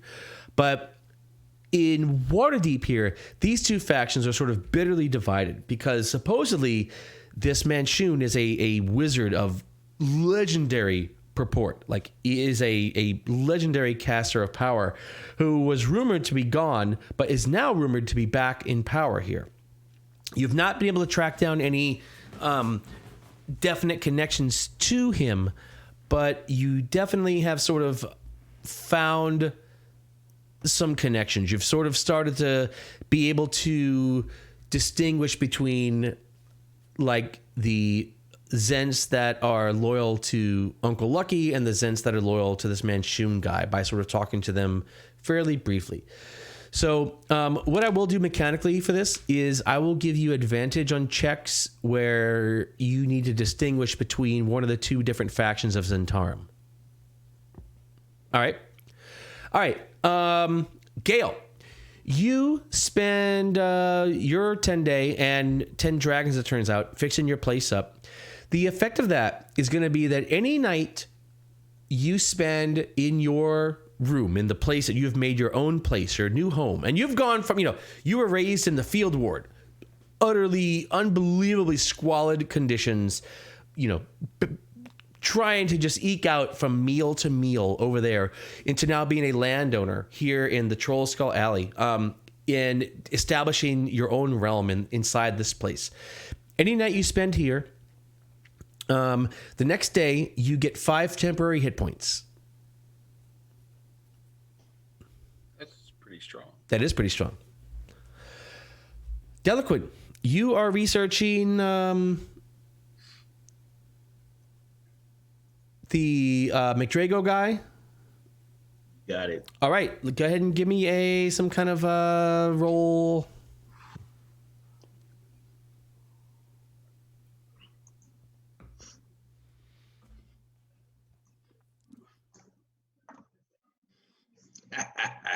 All right, no leads this week. That figures. Okay, one other thing I want to cover is lifestyle.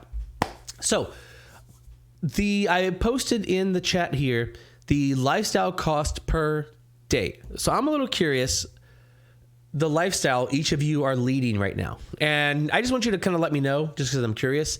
But from here on out, for this 10-day, for example, whatever lifestyle you choose to lead, you're going to multiply that number by 10 and deduct that from your personal treasure, because that's what you're going to spend to live this current 10-day. Okay. I'm going modest. 10 gold. Modest, 10 gold. All right. Wait. All right. So I grew up in the field ward. I'm not used to needing a lot. but I want to be comfortable. All right. So what's that? Modest. So modest is still 10 gold per 10 day. I think so. Gold a day. And this counts, all your food stuff, all your... Actually, you guys own a tavern. Yeah. All right, let's cut all those prices in half. Your cost of living prices, let's say it gets cut in half because your food bills and such, you could live here. So whatever you want to choose, let's just say it in half. So you can live comfortably for 1 gold per day. That's what I'm going to do. What's That's that? what it was normally. 10 gold. We went from 10 No. gold per 10 day to 10 gold per 10 Look at chat. The modest is 1 gold per day. Is modest. Right, which is 10 gold. Now we're going to be living comfortably, Comfortably. not modestly. Right. Ah, gotcha. Yeah. Modest or comfortable for a formerly poor person, which was kind of the point that Roy was making, would be modest. I see. So that's where your income went. Yeah. Elliot. So comfortable living, choosing a comfortable lifestyle means you can afford nicer clothing and can easily maintain your equipment. You live in a small cottage in a middle-class neighborhood or a private room at a fine inn. You associate with merchants, skilled tradespeople, and military officers. So comfortable is definitely in like the bourgeoisie of... So we get the comfortable lifestyle for the modest price. That's right. Because you guys are tavern Right. owners. You guys have access to cheap food So and that's- drink and such. So So that's where I am. All right. All right. 10 gold per 10 day. All right. I got it right here too. I like the squalid lifestyle. Squalid. You live in a leaky stable, a mud-floored hut just outside town, or a vermin-infested boarding house in the worst part of town. And that's like a silver a day. Like, that's... At times it's tough, man. That's hard. Like... Waterdeep's highfalutin, buddy. What do you I mean, that's real, dude. That's real. Yeah. Well, wretched is free. Like, wretched is when you don't pay anything. Wretched is you live in inhumane conditions. You have no place to call home. You shelter where you can, sneaking into barns, huddling in old crates, and relying on the good graces of people better off than yourself. Hey, what? We want to bring Troll Skull Violence- Alley at least up to the poor to modest level. All right. We're Actually, I think I'm gonna go with wealthy. What? Wealthy? Yep. 2 gold a day? 2 gold a day. 20 gold per 10 day. And that's good for your bard, for your just profession. Like you live a little bit larger. You circle in higher classes. That's good. That's good business. You likely have a small staff of servants. Excellent. All right, over this 10 day, an interesting thing happens. More interesting for, I guess, Chris than the rest of you. So you guys have staff. Leaf cannot cook and serve drinks and do all of this thing. So you guys have some staff. You guys get several different staff. I don't want to get into the bits and pieces of the staff, if that's okay with you guys. But one interesting staff person.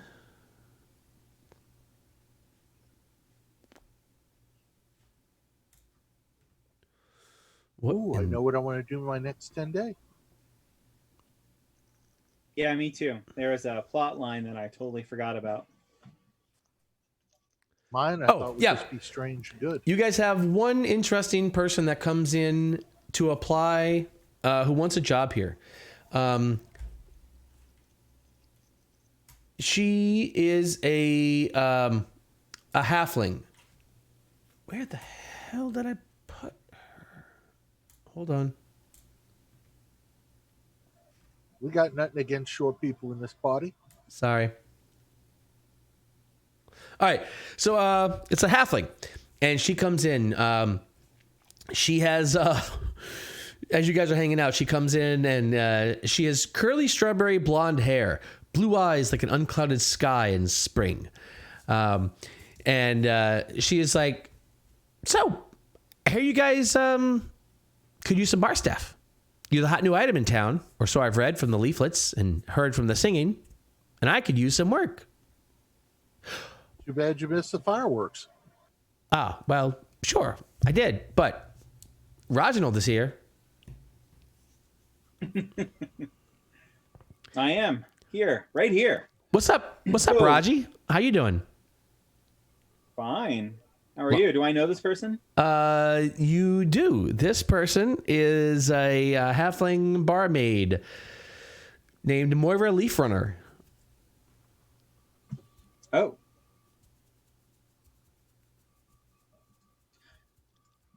Well, of course. But wouldn't we be stealing you from your other job? Well, you would be if I didn't leave willingly.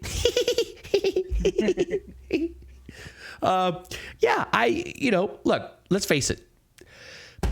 The new gigs are usually the best gigs. And this is a gig, turns out, is a friend of mine. We've known each other. How long have we known each other now, Reginald? Oh, I call him Raji because he's so cute. wow. Since probably about 5 years. Yep. Who would have known, Raji, back in the day? And now here you are, this landowner, the owner of a tavern, and me looking for work. Who'd have thunk it? Yeah, I'm sure that we can find a place here for you. Excellent. You know I'm a good worker. I've been doing this for a long time, and I know how to handle all the patrons. I can, believe me, I've done it. I've been there, seen there, done that, as you can attest to, Raji. Absolutely. And I don't know if you ever had the opportunity to meet Amani. It's Uncle Lucky's nephew. Oh, hi, Imani. Hi. Nice to meet you. Meet you. Welcome to the family. Oh, wow. Thanks. Sure, I guess. Yeah, I could. Okay, fine. Well, Yeah, we only have family here. Oh, well, that's good. Well, then, That's called nepotism. when do kids. I start? You spell nepotism? we're not related. How about tonight? Don't imply that we're related. Oh yeah, We're I'm not totally in. Hey, well, whenever Yeah, you're Rachel- saying it's only family, that's nepotism. Whenever Yeah, Reginald definitely doesn't like the idea of her being called family. He is very uncomfortable with that idea. I don't know. Reginald, are you blushing? Maybe a little. because Yeah. Reginald is not from Mississippi. Yeah, Reginald is definitely sort of working a little bit to find his tongue around this halfling lady. She already found his tongue. Among his other parts. Or whatever. Guys, shut up. What? Anyway, the whole It's- point is it's I to want make our sure- staff to be family. Oh, Do we have extra rooms for them? No, not family. rooms for the staff. I love it. Yeah, Yeah. you tell me. Look, I. No, we don't have room. In Troll Skull, is there another building that we could possibly purchase to house our staff? If we don't have room here. rooms for the staff. We Do- don't have rooms. Do we? We allow the ghost to keep staying at the bar somehow because I mean, or do we let them sleep in the common room or the bottom thing? Maybe they Do just we sleep in their close the own. tavern at night. Maybe they sleep in their own residence and just come here to work. yeah, exactly. It's like Like that's other jobs. very yeah. Like people who work at bars and restaurants do, Yeah, unless there's a they point. go home Um, at night. We don't provide them house. All right, so you guys hire a Moira Leafrunner. She is a halfling. Apparently has some history with Reginald, and he apparently is rather tongue-tied around her. Makes sense why he's the big spender though.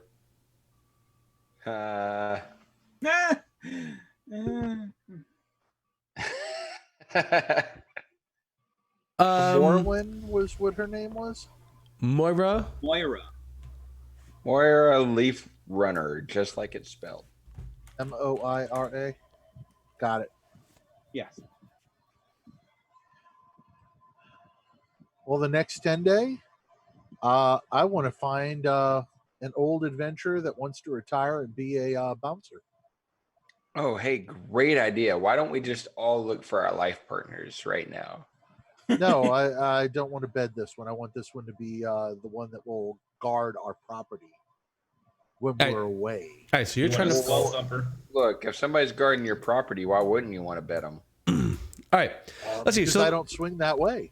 for the record, that 10-day goes. Is Can I put this in here? I don't think so. I think we've gone way off the reservation, which is also not a fair, like not politically correct. But whatever. I don't know what you're talking about. I'm a PC. Yeah, I have an idea. Yeah, sure. But you assumed that You're the not a person that's going to PC protect our PC. party isn't of your sexual preference too. So Considering I'm going to be the one picking them, yeah. it might be a girl. She might be right up your alley. Or more than likely, she's an Amazonian lesbian, but that's okay. See, whatever. I'll take it. Why does the Amazonian always have to be a lesbian? Yeah. I don't think get that that's either. part of the myth, actually. Pinterest. No, That's from Lesbos. no, that's not part of the. Well, Amazonian. I think that the idea is that people have sex, and if there are no men to have sex with, then you have sex with women because sex is just part of our human nature. Like we are sexual creatures. So Actually, if you, they would find men, have sex with them, and then murder them. Yeah. that's even better. Really, That's better. I like more that better. accurate. I'm That's more accurate. I The like old that better. Death by Snoo thing. Poetic justice. That's the official. Okay, that's my new official Amazon definition. Find men, they're have sex black with them, widows. and murder. That's true because they have to reproduce. Right. Got it. All right, I have entered a parcel item in the party sheet just to make it easy for you guys to see what's happening with the tavern. No one take it, just leave it in there, and we'll leave that as a tavern, and the assignment will be the current gold stored in the tavern. Easy peasy. Okay. All right, Perfect. That that's the way first it 10 day. So supports this 10-day, you guys have made 160 dragons this 10-day. I'm just wondering how fast this disappears from inventory. The things are happening. Next 10-day. Okay, plans for next 10-day, real quick. Reginald. I am going to follow up on that warehouse. Warehouse. Yeah, I don't know if you remember, and I just remembered, so sorry I didn't mention it From earlier. episode 1, that warehouse. Yes, you want from to purchase episode the one. warehouse? I want to gentrify the warehouse.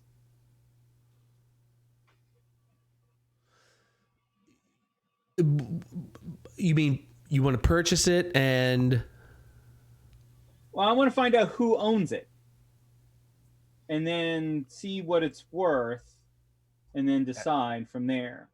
And as a If wealthy, nobody currently owns it, then I want to see if someone owns it. I mean, it's a Huh? it's a developed piece of land, property. Someone owns it. Officially, Yeah, someone but owns now- it.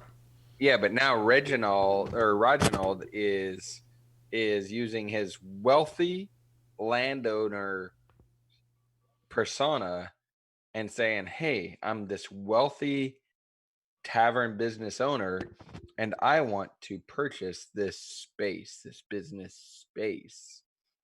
All right, so you're gonna look into that. Okay, Imani.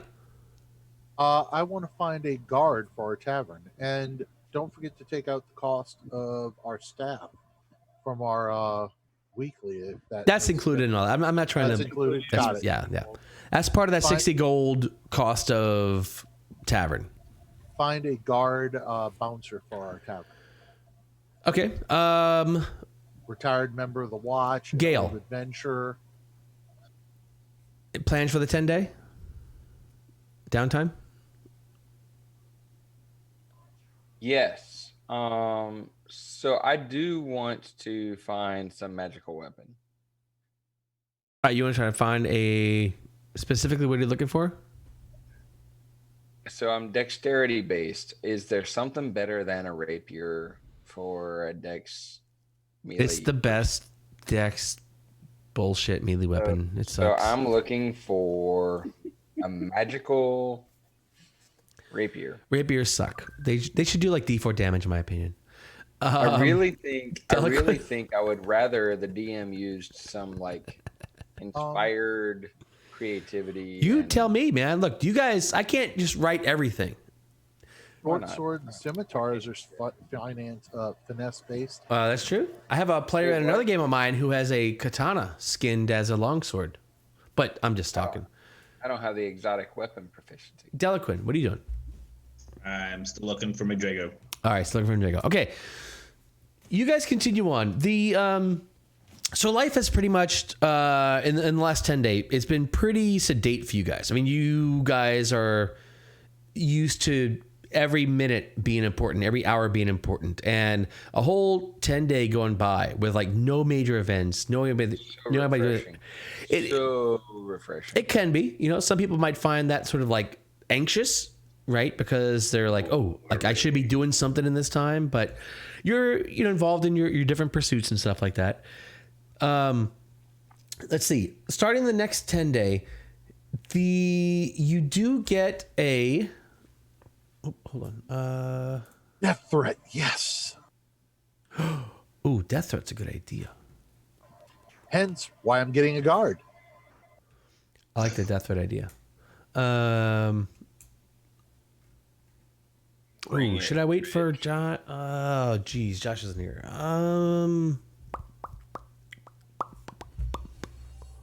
Hey, you can always pick on me. I've been looking for Manchun.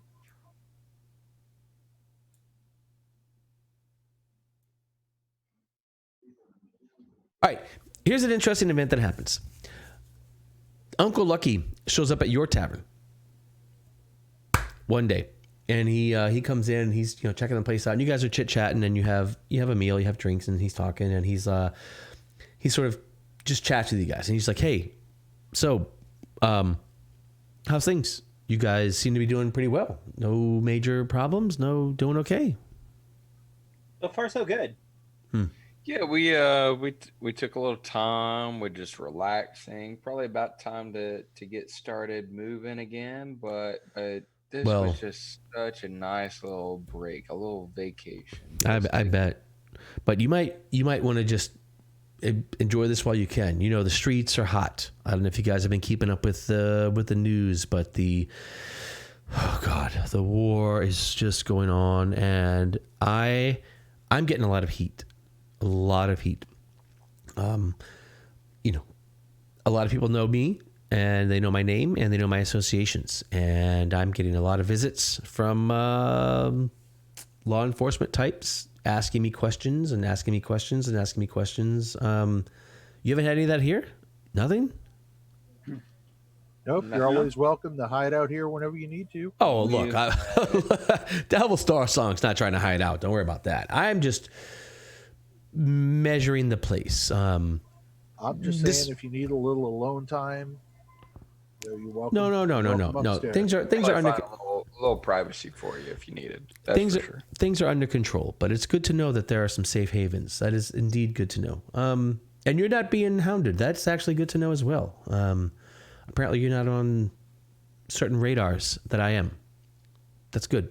I would stay low key. I think we've made our contracts in diverse enough avenues that we haven't been pigeonholed. That is good. That's good. Well, I am enjoying your success. It's a treat to see you all, especially you, my cousin.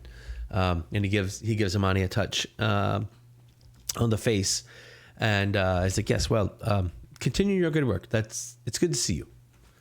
Thank you, Uncle, and we haven't forgotten. I'm still looking for the Manchun for you. Yep. And he opens the thank you. He opens the door, and his bodyguard Iagra is standing out there, and they take off. Hey, Iagra.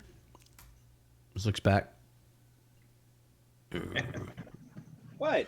No, we're friends. Yeah, but that's her. She's. What? We're friends. You gotta. That's like, what more do you want, dude? Come on, that's a lot. Let's see. Okay, second 10-day. You guys are continuing. basically reinforcing the tavern for me.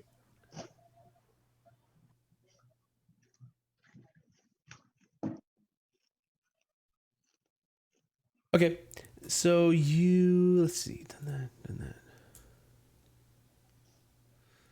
Damn, I really wanted Josh to be here. I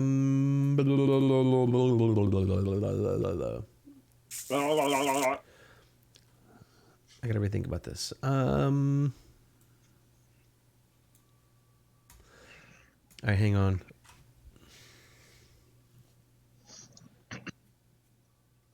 I guess we better have the water ready because I'm sure somebody's going to firebomb the tavern. Oh shit. I have not, Hector, but thank you.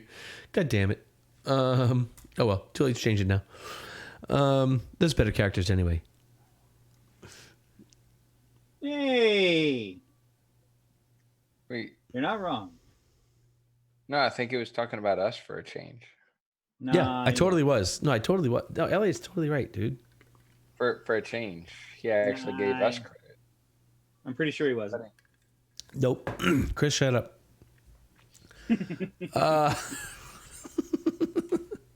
Wait.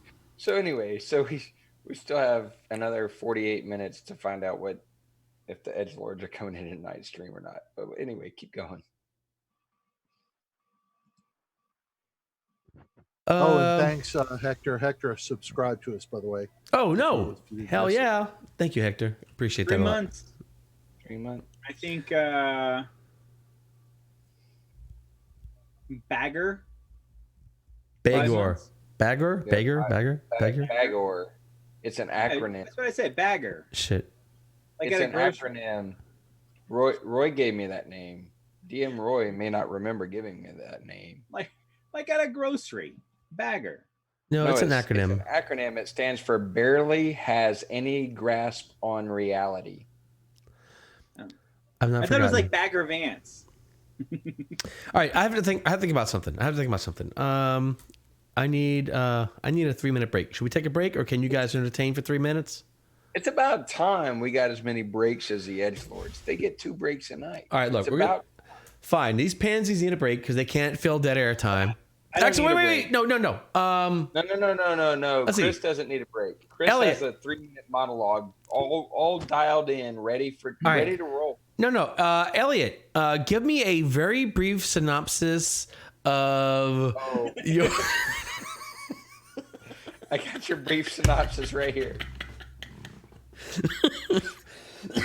All right. I need to take a 2-minute. I need to take a 2-minute walk.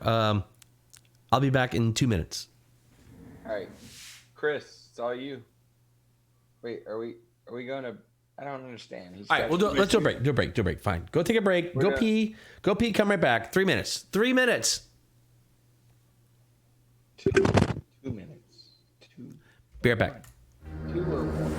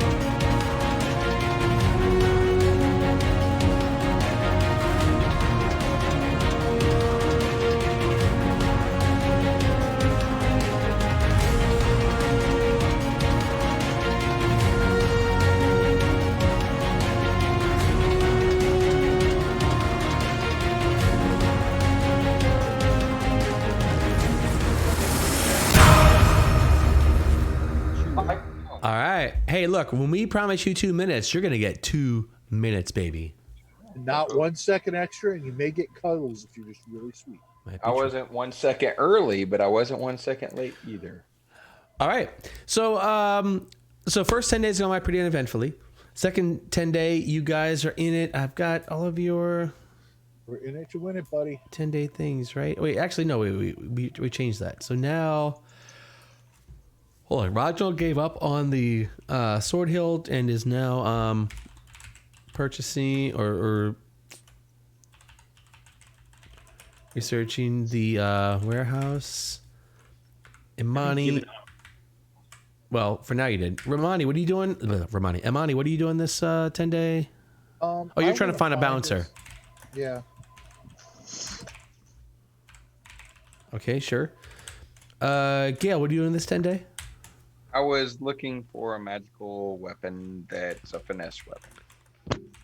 And I'm not going to say specifically a rapier, but a magical finesse weapon. Got you. And Delaquin, what are you doing this 10-day? Still looking for McDrago. Yep, still investigating. Still searching. Now, next 10 day, I think we should start moving past the let's blow weeks and let's start digging into some of our quests. Someone, Chris, you're the official die roller for the next 10 days. So no one's put anything further into the tavern, but you're still rolling on your opening month bonuses. So that's still a plus 15, right, Chris? Yep. All right. What level are you going for this week? 20 again? Sure. We're going to go for 20 again. Okay.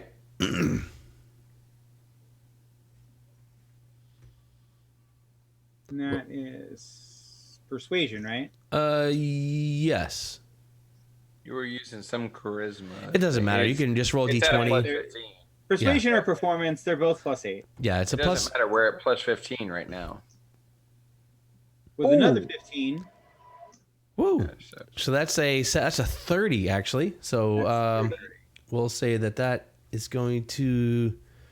Call it a pass. We'll call it it's good enough. That is a definite pass. I'm going to go ahead and just update this before I forget.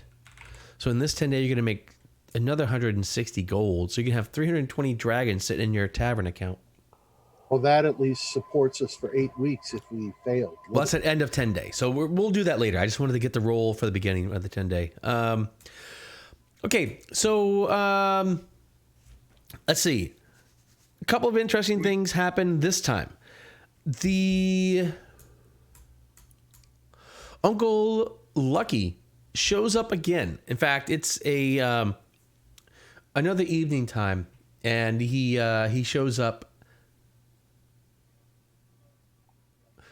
and he says,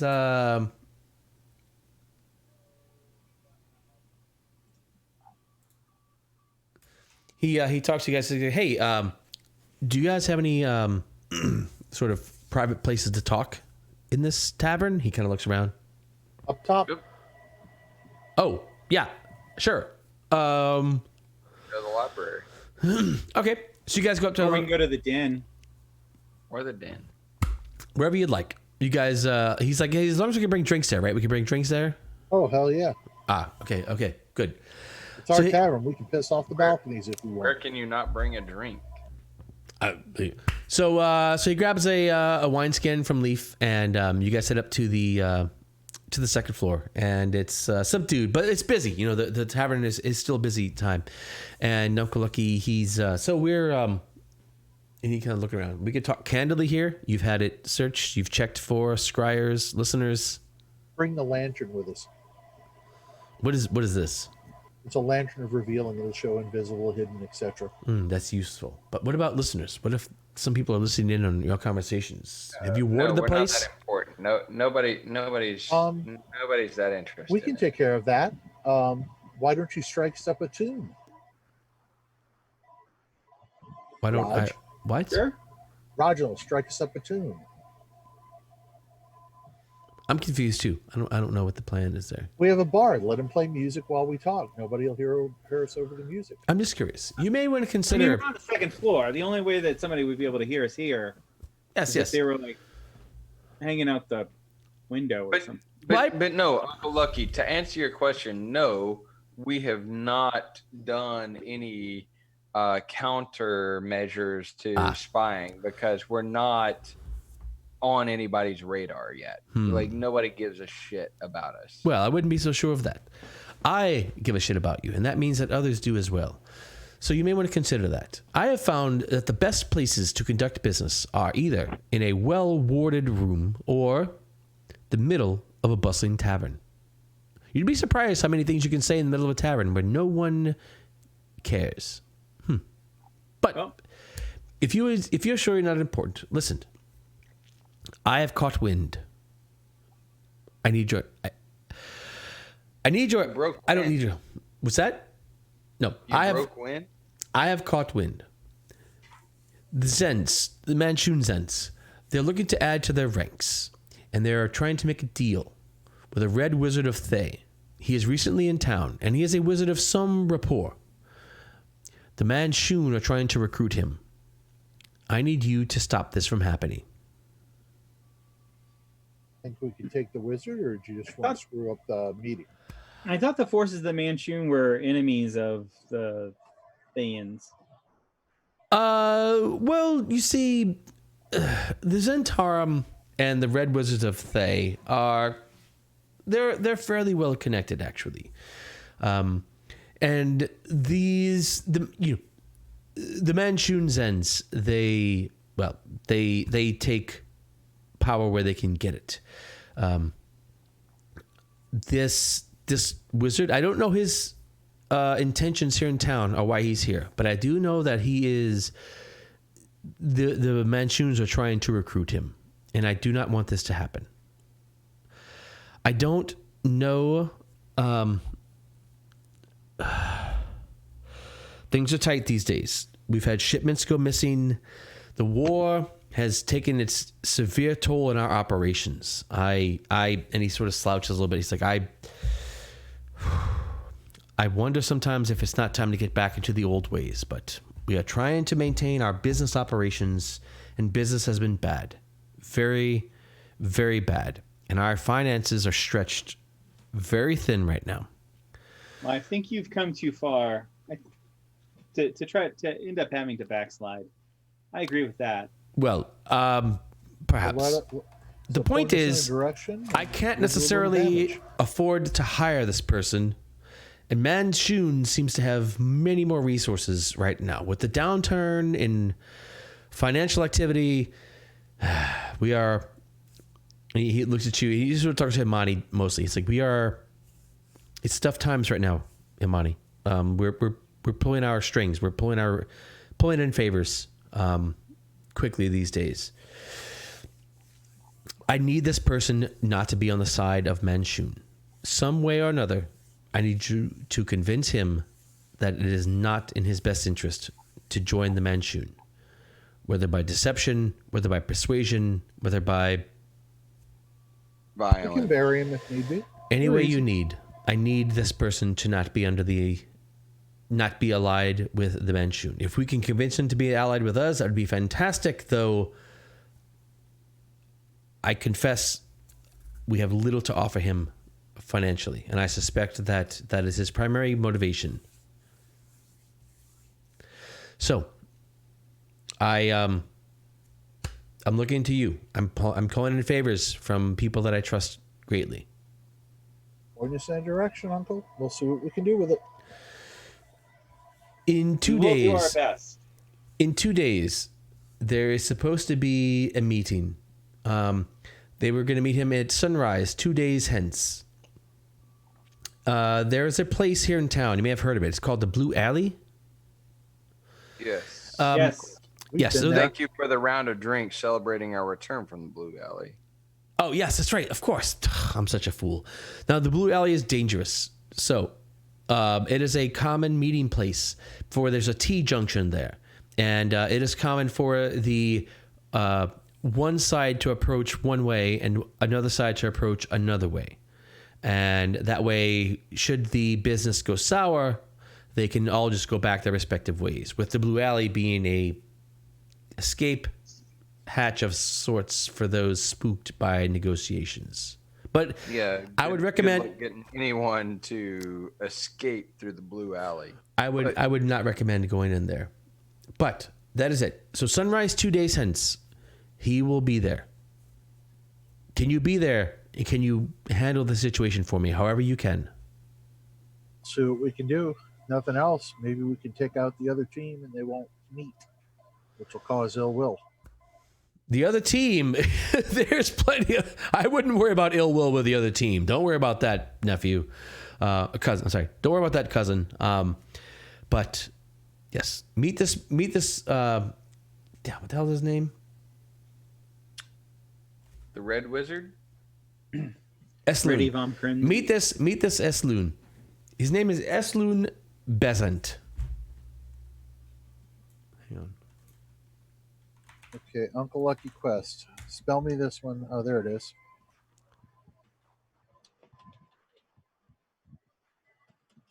All right. That is 2 sunrises hence. And this is an evening where you guys are hanging out and he comes in. Let's see. Another interesting thing that happens is... We're talking like 36 hours from now, not 50 hours from now. That's right. That's right. So tomorrow will be 12, 36. Yes, 36 hours-ish. Sure. Something like that. All right. Another interesting thing. In fact, the very next dawn, you guys are... Not dawn, but early in the morning, you guys are hanging out and... let's not sugarcoat this. You guys are hanging out and the Lord Rainier Neverember comes and visits for breakfast. Oh. Give him a drink and feed him some good food. He does. He has a Bloody Mary, and you guys hang out, and he is like, "So, dudes, like, what's been happening? You guys seem like you're like rocking and rolling here, hey?" Good food, good friends, you know. It's always good to see good people. Well, yeah, I agree. I'm really glad to see you guys doing well for yourselves. Ever since you saved me, I owe you guys. If there's anything I can do for you guys, seriously, like, you have to let me know, because I feel like I just have not repaid that debt. You know what I'm saying? What do you know going on about the wars in the streets? It's really a bummer lately. And Oh, man. I'd really like to, cut that at the bud if we could somehow figure a way to do that. Man, that's like the Zens and the Xanathars, man. I don't know a lot about that because I'm more like involved in like the, pardon my French, but like the aristocratic version of things, because there's like a lot of like hidden lords. I'm more like in like the hidden lords, the masked lords of Waterdeep and the open lords and those relationships and what's happening. And I know that they're really upset about all this stuff, and they're talking a lot about the Zentarum and the Xanathars and all this stuff going on. But you really can't. And as he's saying this, all of a sudden you hear this, and there's this huge explosion just outside of the tavern out in the street, and you hear screams of agony. There's yelling and screaming going on. I'm running out there. Stay here, Rainier. I follow. Yeah, like totally. I think I should totally like stay inside while you guys go like explore outside. That would be like the best thing to do, right? Yes, because Not all of us. Somebody stay with Rainier. my Well, Leaf, keep anybody out of the bar. And Elroth. Leaf and Elroth. You guys Yeah, stay Leaf with and Rainier. Elroth. They can play cards. all right. Plus You our guys- barmaids We here, never met obviously. Auntie Ruth. We don't care if she dies. Yeah, You we guys- also have Mora. So Leaf, Elroth, Mora, and Auntie Ruth are all. Oh wait, we don't have Auntie Ruth. There's no But Auntie Ruth. Yeah. But there is a scene of carnage out in the street outside the tavern. There are burnt, charred bodies all around. There are people screaming, and let's see, who's going outside? I'll The four go of at us, I least to guess. the door. All right, whoever is Yeah, Reginald was first. I was right behind Reginald, and then Imani and Dylan. all right. Anybody going or looking outside? Roll me a perception check.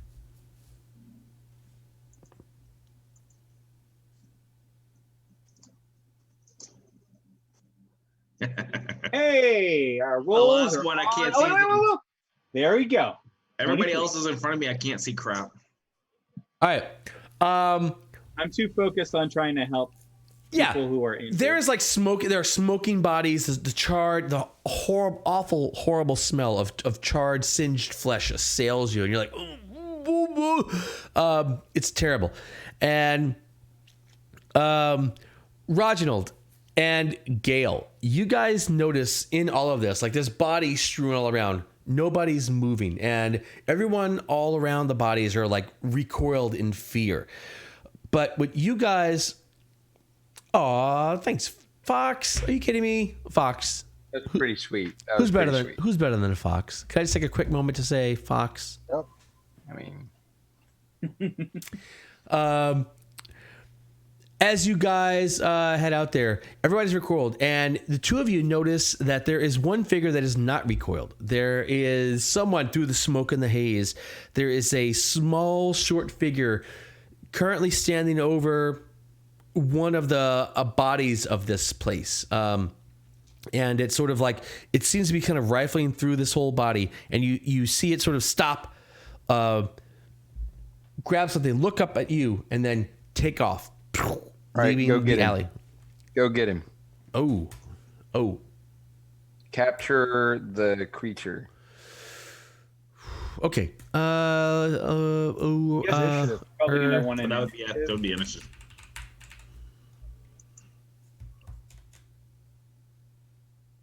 Initiative and distances.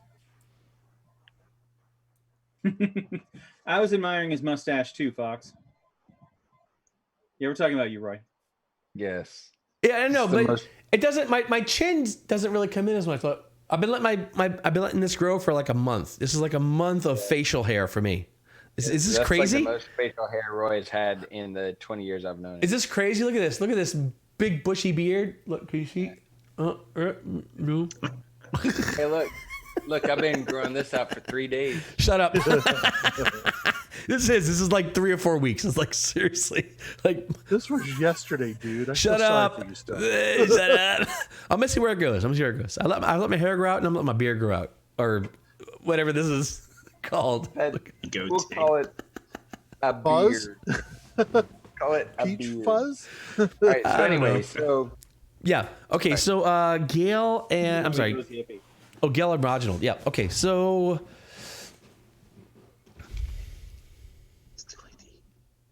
I may chase depending on distance. you don't see it. You have no idea this is happening. Yeah. Sorry. And Reginald. Let's see.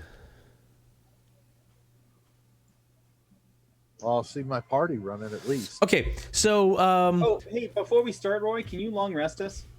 oh, I certainly can. Considering we've had 20 days. What? Right? we're well rested. You are well rested indeed.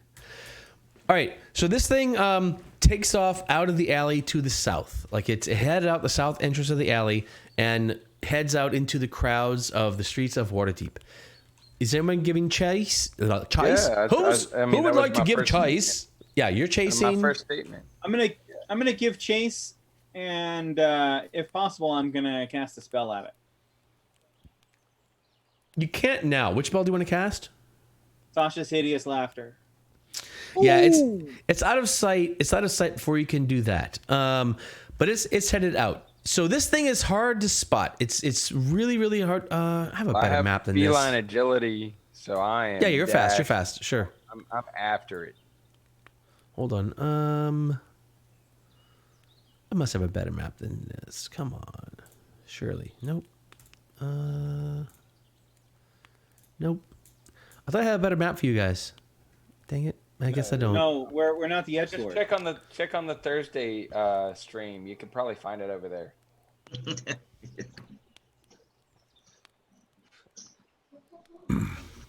Sir Elliot said something funny. Oh yeah, Tony, you don't know all the history. Yep.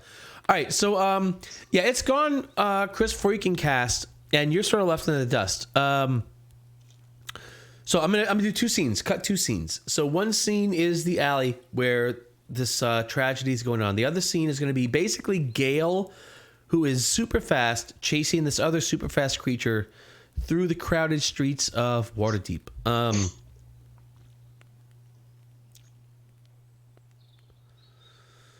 Starting off well ahead. All right. So Gale, you head out. You head to the south entrance. You look, and you saw it head to the right. So that would be to the west. So I do want to say, as a point of order, is that I took off. Like when I saw it, I took off first. Yeah. And then it left. So I had to jump on it. Okay. So you get to the south entrance of the street, and you kind of look around, try to find it. Make me a perception check. Fuck. I've been rolling great all night. This is when I'm destined to fuck it up. That's the way it happens. Oh. Nope. Maybe All right. not. And let's see. So you kind of spot it, and this thing is actually, it's small. So it's like really small. So it's actually darting between the legs of all the walkers and such around the street. It's a little hard to spot, but then you catch a glimpse of it and you take off feline, sprinting after it. You move significantly faster than it, but it is hard to spot. So you find yourself very often like sprinting to catch it and then having to spot it again and then sprinting there. And it's a lot harder for you to try to make your way through the crowded streets. You've got to like go through people as this thing like moves unimpeded through the crowds of Waterdeep. Reginald, you're following behind him? If I am just getting left in the dust, then you can definitely like keep this thing is really hard for you to see. You can definitely keep sight on Gale. Gale's a lot easier to keep sight on. I will follow Gale. Okay. Yeah, so they're moving faster than you overall, but you can kind of try to keep up with them. So you guys chase this thing. It continues to evasively try to move. It seems to be sort of purposely putting itself into places where you can't get to. Gale, I need another perception check from you. Oh, son of a bitch. Now, keep in mind, because of my small size, I can dart in and out of like in between people's legs and stuff like that. Okay. You're still trailing him. So yeah. So you're kind of moving the same way it is. It's out of sight, but you can keep up with Gale, and you see Gale like kind of stymied. He pauses for a moment, kind of like losing sight. But then you finally find someone like, oh, and you look down and like you catch a glimpse as the sun glints off of this thing's exterior, and it's running and running and running. So you guys follow this thing through the crowds. If I ever can catch it, I'm going to tackle it and grapple it. Yeah, it's far ahead of you. It's scores of feet ahead of you, and you guys are moving at roughly the same speed with crowd density. Spells? Any spells? After a little while, this goes on. This thing. Hensley. Don't scare. So you get the last glimpse you see of this, Gale, is as this thing actually, you see it scamper up onto a roof and hop over the roof and up and out of sight on the other side. Well, I mean, I can climb. Okay, so you climb up on the roof yourself, and you see this as well, Reginald. Gale suddenly takes to the roofs, and now you're having this sort of rooftop chase. All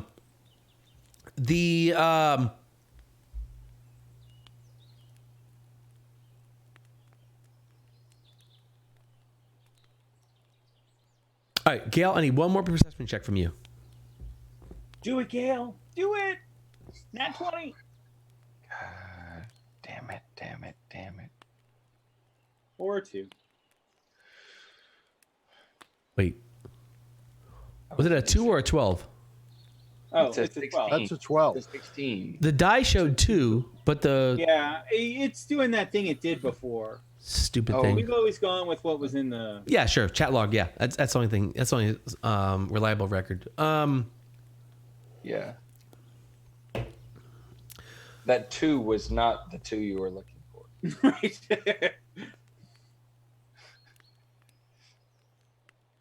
Hey, Icky. Thank you for the sub.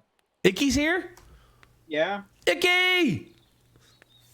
Thank you, Icky. Nice to see you, man. Haven't seen you in a long time. We gotta talk with Icky. All right, so this thing is clambering over the roof now, and it actually, God, I hate to even say this. It clambers over the roof, and it goes up to a wall, and climbs over this wall and jumps into this walled area. You sort of pause for a second, and you guys look and see that this walled area is a temple grounds. And the walls mean you're not supposed to be in there. Like, that's what the walls of temple grounds in Waterdeep mean. This thing doesn't hesitate, clambers over the wall, heads over the... Which temple? Temple to who? You guys, okay, fine. Yeah, it's actually a temple of Gond.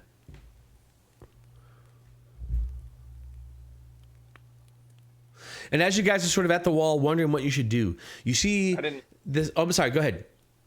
Yeah, I didn't slow down. I'm giving chase. I'm giving chase. Okay. I'm chasing.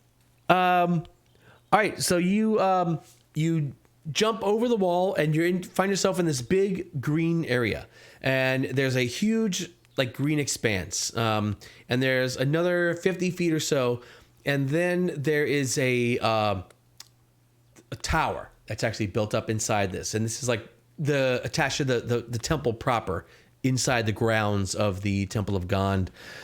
This creature is currently... What's that? Oh, never mind. You're there. This thing is currently running up the side of this tower.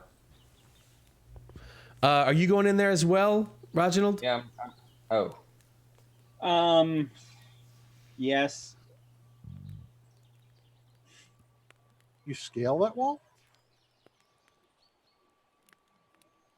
It could probably jump over. That's fine. So you guys are currently in the grounds of Temple of Gond, chasing this thing. It scales up the wall. You're following it up the tower. Yeah. All right. If I can. This thing climbs up the tower incredibly dexterous. It's it seems very well versed with the climbing machinations of this tower, the handholds, the footholds, stuff like that. It probably has done this. I just watch where it grabs, and I follow its lead. Yeah, he's got that feline dexterity thing. Yeah, that's pretty clever. All right, go ahead and make me a climb check at advantage, since you can kind of see what he's doing already. All right. Climbing. What is But that? you got nothing to slow this thing down or stop it? Is that athletics? Is that... I got... What is that? The I got climbing attack spells. Oh, I do have a spell I'm going to cast. Okay. Yeah, no problem. I'm going to... How far ahead of us is it right now? Or me specifically? Yeah, ahead of you. Let's see. It is a turn ahead. So, 35. So it's about we'll call it 110 feet. Nope, I ain't feet? got squat. I can't even attack it. Crossbow? Something? I mean, I could shoot a crossbow, or I can shoot That my ain't going to slow bow at nothing it. down. That I don't necessarily want to attack it. But why not? Because It's a creature running from an explosion in front of our tavern.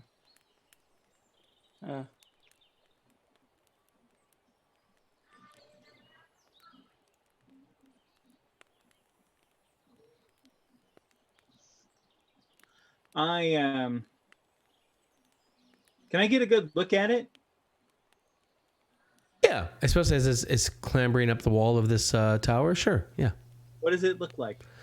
It looks like a small thing. It's about 2 feet tall, and it seems to be made of wood, though it's animated. So it's some sort of golem things. It carries a sword proportionate to its size, and it is currently sort of carrying something sort of football style that you can't get a look at. You've heard of these things, if you like. Let's just call this a Nimblewright. You guys have heard of these Nimblewrights, these sort of animated constructs that some very wealthy people here in town have. Are they made by the Temple of Gond? They are distributed by the Temple of Gond. No one's really sure if they're made there or not, but they are. Yes. Does it have any identifying marks? Like if it was near the explosion, does it have soot on it or? It does not. Apparently, it was not in the explosion when it happened. Okay. All right, so this thing goes up, and you follow it up the wall, Gale, and it heads up onto the roof. And when you get up onto the roof yourself, you look around, and it's gone. Gone. Looking around the roof, there is a hatch, like a hatch that you could pull open in the roof. But Okay, do it. trying it, it is well locked. I got thieves' tools. Unlock it. Like it's not. There's no lock you can see. It's. I'm sorry. It is apparently barred from the inside.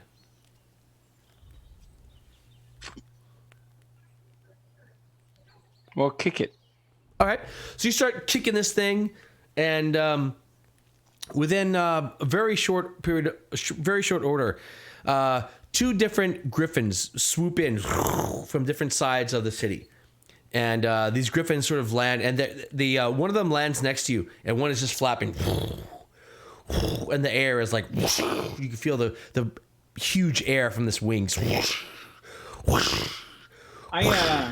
And this griffin guard has this. Look up the tower at the griffins. And you see these griffins coming in. Oops, sorry. Excuse me, sirs. If you could come down here, I'll be happy to explain.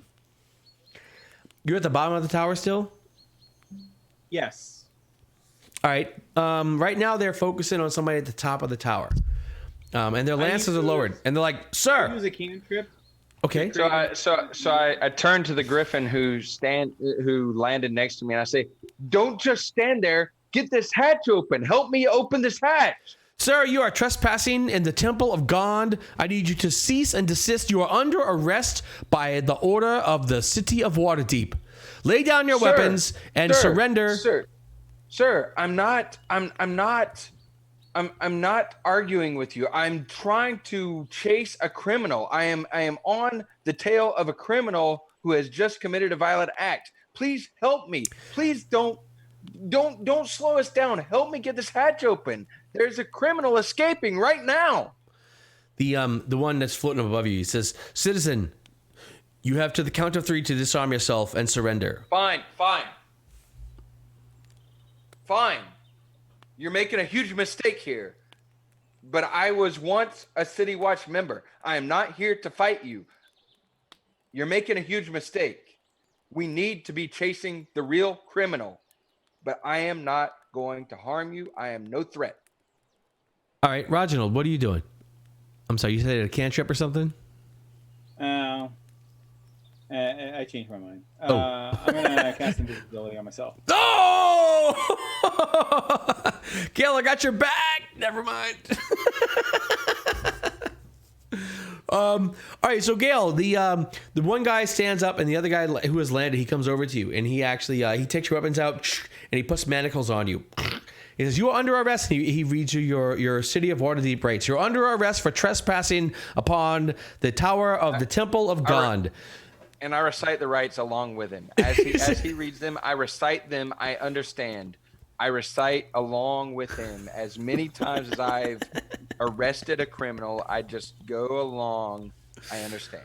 Oh, man. All right. So Reginald, in defense of his friend, boldly casts invisibility. And actually, I'm staying there because I want to see if the Nimblewright comes back out. Oh, you say that. Okay. All right. So you're gonna wait there. Let's hatch over. Until such a time as my spell's going to be running out. I want to get off the grounds before my spell runs out. Sure. And and this tower is visible from widely around. You don't have to, you actually have a better view of the top of the tower from a rooftop somewhere nearby. You know what I'm saying? Yeah, that's for sure. So there's this big tower. So there's the Temple of God, which is this sort of big complex in the area, and there's this tower rises up from the temple itself, and then that's surrounded by this walled palisade area. Okay, so this creature apparently went up to the top of this tower. Apparently went into some hatch that's bolted from the inside. The City Watch, unfortunately, sorry, Gale, but the target is more important than you. You can. Hey, did y'all say we got raided? I don't know. Did you get raided? Panty raid? I don't think we got raided. Oh, maybe extent. No. We got a might have. Yeah, we've been all in trance. Oh yeah, we got raided with a party of 7 from Roll for Fun. Roll for Fun. I know that guy. Oh yeah, man. He is he's rocking and rolling. Hell yeah, man. I'm in his Discord channel, and we get to see that he does a lot of cool stuff, man. Those guys are they're having a really good game going. They got really solid community over there. Yeah, we were lost in the moment for a second. So, yeah, sorry, man. Thanks, Roll for Fun. Glad to see you guys. All right, so to round this out, we're going to go back out to the scene of the crime, the explosion. There is carnage. There are bodies lying all about. There are people screaming and shouting. What are you guys doing? Triage, try to control damage, start up a field hospital. Field hospital. Whoa. All right. A field hospital with the front of the tavern. Hospital business is gonna be easy. They're all dead. Probably. Yeah, this is alive, dead, throw them to the side. Unfortunately, this is kind of a case of they're in the area of effect and they're dead. The commenters, yeah. Yeah. So, Tony, help. Tony, what are you doing? I'm gonna help Amani, I guess, since I did not even see what happened. I got out there and it was like, where'd everybody go, kind of thing. So same thing with you, buddy. So yeah. So I'm just helping, kind of like if the City Watch comes, we're just gonna, try to check bodies to see if anybody's alive. All right. Find the center. See what whoever was the center. See if we can have them to the side to be identified. Obviously, one of their names is Ruth. There should be, huh? All right. So there is Delaquin. As you are kind of looking at bodies, you find yourself near this one body that's charred, and you think for a second it's like, and you're like, oh, this one can be, and it expires right in front of you, and you're like, ooh, man, and it's just this burned person, this burned corpse. There is next to you. You hear this little whimpering, and you look around, and just around the corner, there's a small child there whimpering. Oh God! All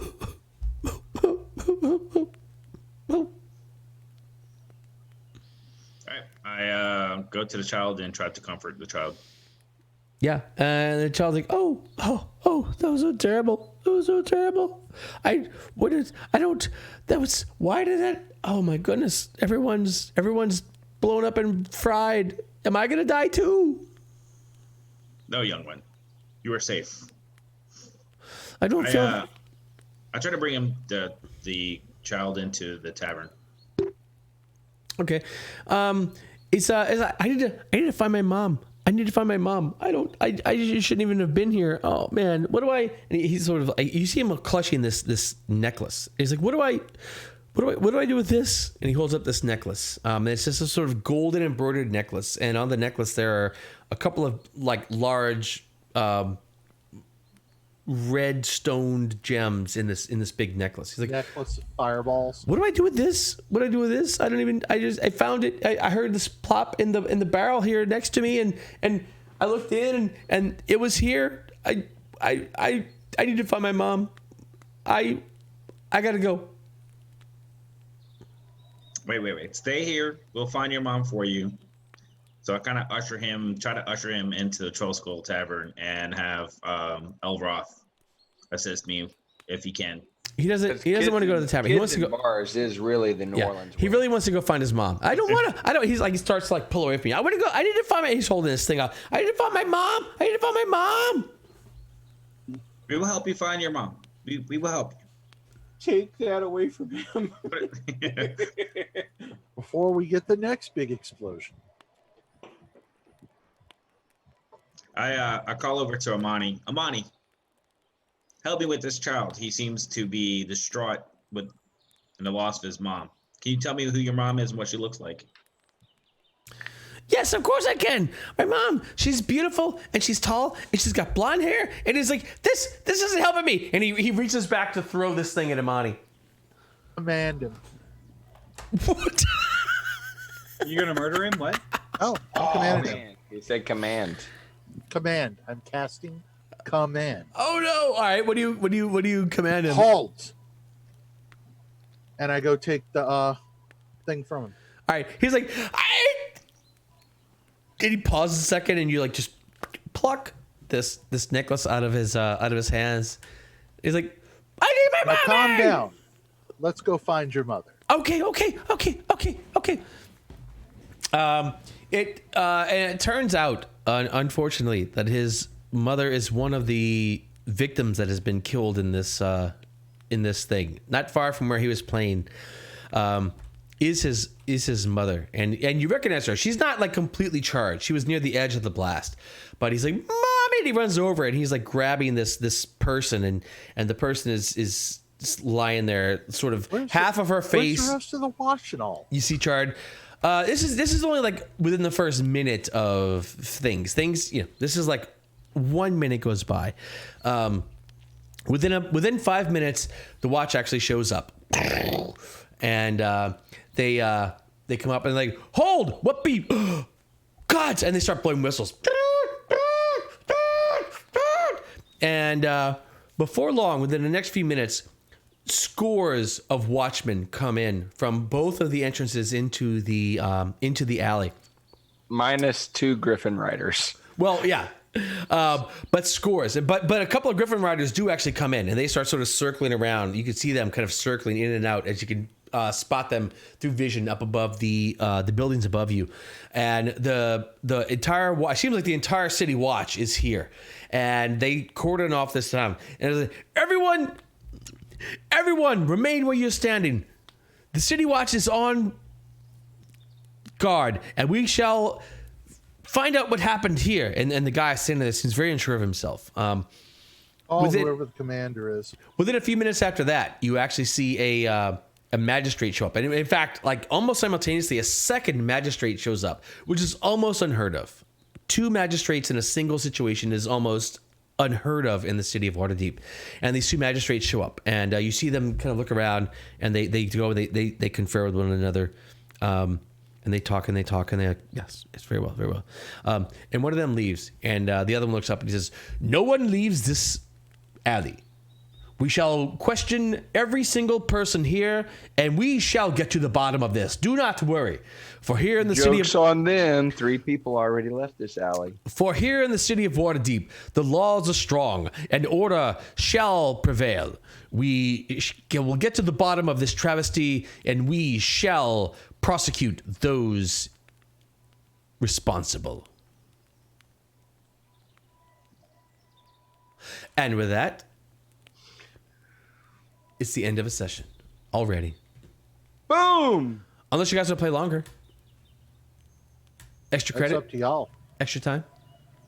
I can if you want to. I'm actually available. Really? I might be. Oh, That's what she said. Oh! could have been worse. That could have been what he said. I might be. Though I That am is on true. kid How does duty that in the work? morning. Why are you putting your judgment on that anyway? Just saying. Whatever. Uh-oh. Oh, look at that. Look at that. You guys have something the Edgelords don't have. Look at that. Apparently. See? What? Oh, Yeah. I've caused dissension in the round. Oh no. Oh no. What have I done? What have I done? It's okay, Wow. Hector. Hector, when I sail that vessel down to Miami, I'll pick you up, bro. We'll go sailing. We're gonna go to the Bahamas or Puerto Rico or wherever we want. All right. I'm sorry. The Edgelords have spoken that I must end the session now, I guess. No. They got pissed because you gave us the option. They didn't dictate your future action. All right. Well, look, I can't piss off my Edgelords, man. I mean, they're different. They are the bread and butter. They're different than you guys. They They not play better, every week. not necessarily better.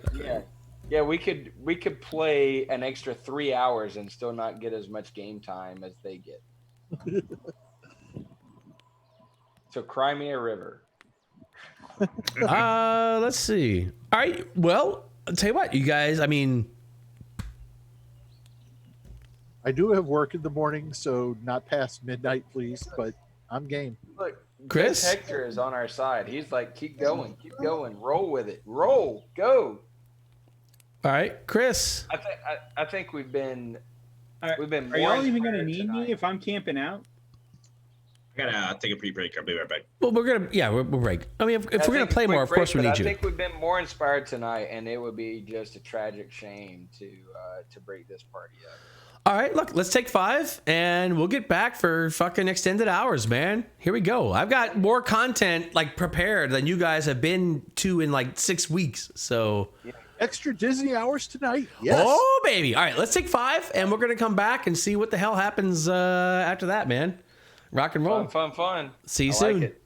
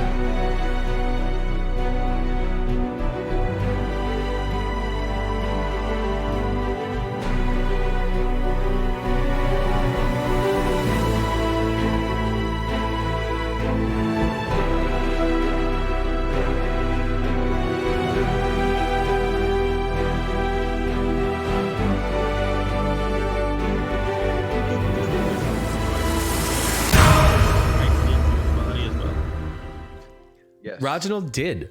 Yes. Okay. And But we are John and I did not. correct. Correct. We are back, as John has accurately dubbed, extra Disney hours. Oh, wait, hang on. Yep. Wait, where is the there we go. Now we need the Mind your civilization. Yeah. All right, here's I'm adding another caveat to this. My wife, I want to give a quick shout out to the wife who is managing the baby so that I can play Dungeons and Dragons with you guys. Big thanks to her. She's a super rock star. I do have to get up with a 3-year-old. She's in the room, isn't she? No, she's not. But she deserves credit. Even if she can't hear the credit, she deserves the credit Is because. she gonna watch the stream? Oh no, God no. She was. Well. Yeah. You should make a clip of this, if nothing else. I can show. Yeah, that's a good idea. No, the truth is she's super cool. She really does respect that this is important to me, and she's made arrangements. You know, her mom came over tonight, put the baby in bed. She's managing the little one by herself, which I super appreciate. And I'm going to get up with the 3-year-old in the morning, but without her support, I definitely could not do this. So I just want to give a shout out to you guys and to myself and to anyone else who might be listening. And yes, we'll make this clip and I'll send it to her phone. But no, it's she's Not cool. that part. Christy. Don't clip that part. I genuinely appreciate that she supports things that are important to me. So for real. No, for real, me too. Yeah. Like I really appreciate that. Having stood as the best man in that wedding. I really appreciate you found a good woman. I think I did. I also, speaking of mentions, I budgeted my sobriety for a 3-hour show tonight. So the 4th hour, I'm continuing to drink All bets bourbon, are off. and I'm just All bets saying, are off. yeah, exactly. All bets are off. So, Anything could happen. anything. Say what? Yes. All right. That said, let's see. Who wants to open scene? Which scene? Are you Good opening question. scene on the fireball wreckage at the tavern or on Gale and Manacles being carted off to prison? Yeah, well, those are Or done. me. Okay. Yeah. So Reginald is mounting a watch on the tower. Gale is being arrested. So the Griffin Riders actually manacle you, and they carry you down below. And this is not a welcome Only the carry. second time in my life I've been arrested. Yeah. And they carry you down below to the guard that are waiting downstairs, and you are officially arrested, booked, etc., etc. So let's open the scene back on the scene of carnage. When we last ended, Imani took this necklace from this kid. This necklace that had these 2 large red gems still on it. It's this finely wrought gold necklace with these 2 large red gems on it. And the city watch is there, and they have cordoned off this entire place. A couple of magistrates showed up, an unprecedented event, and one has stayed. And everyone in this entire place is being questioned by the watch. As you guys show up, as you guys are sort of hanging out in there, waiting for your turn to be questioned, the more watch people show up, and eventually, Make sure the watch has drinks, etc. That everybody's offered free food, etc. While they're there. Oh, that's yeah, wrong. they don't. It is good, but they don't partake. They actually insist that everyone here stay in the street, do not go out of sight, and they thank you, but it's almost greeted as suspicious. That you're sort of giving them things while they're trying to conduct this investigation in this particular case. And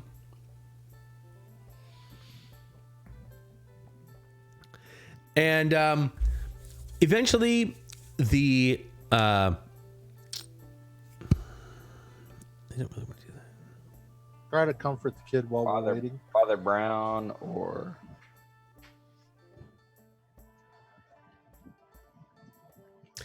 All right, so everyone is questioned, and you guys need to do anything in here at all while you're?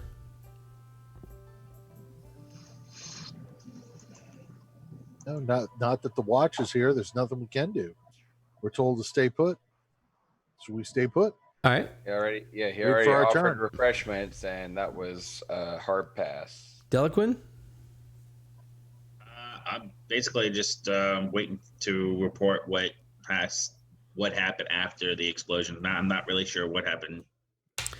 Okay. So, But keep an eye on the little boy with the necklace. Just kind Doesn't of. have the necklace anymore, but let's keep the kid calm, or at least try to calm him. yeah, he's very, very upset. Go ahead He's and had roll a me. shitty day. Yeah, one of you guys roll me a persuasion check for the kid. He's very distraught. I have a crappier version of that. What about you, Delaquin? Have no bonus, but I will roll persuasion for you. Why don't y'all since Perfect. you're there, the mechanics would say you're helping each other try Yeah. to make the kid calm down. Okay, so we'll do Advantage. with advantage. I'll buy that. I'm easy. Roy? Yeah, Sure. it makes Sounds sense great. to me. So Sure. I rolled an 11 plus 2 for advantage, so it's what? No, 13? re-roll for advantage. Oh, we rolled. Not +2. Click ADV instead of +2. No, he's already rolled once. I got a new Uh, graphic that's for okay. Josh. Yeah. But this is a reoccurring theme. He hits the +2 instead of the ADV. All right, so you guys managed to like calm him down, but he doesn't. He's really distraught. Eventually the city guard sort of takes him away. He identifies his mom, and they identify his mom, and they connect them, and they come with us. And he's like, fine. and so this little boy goes with them.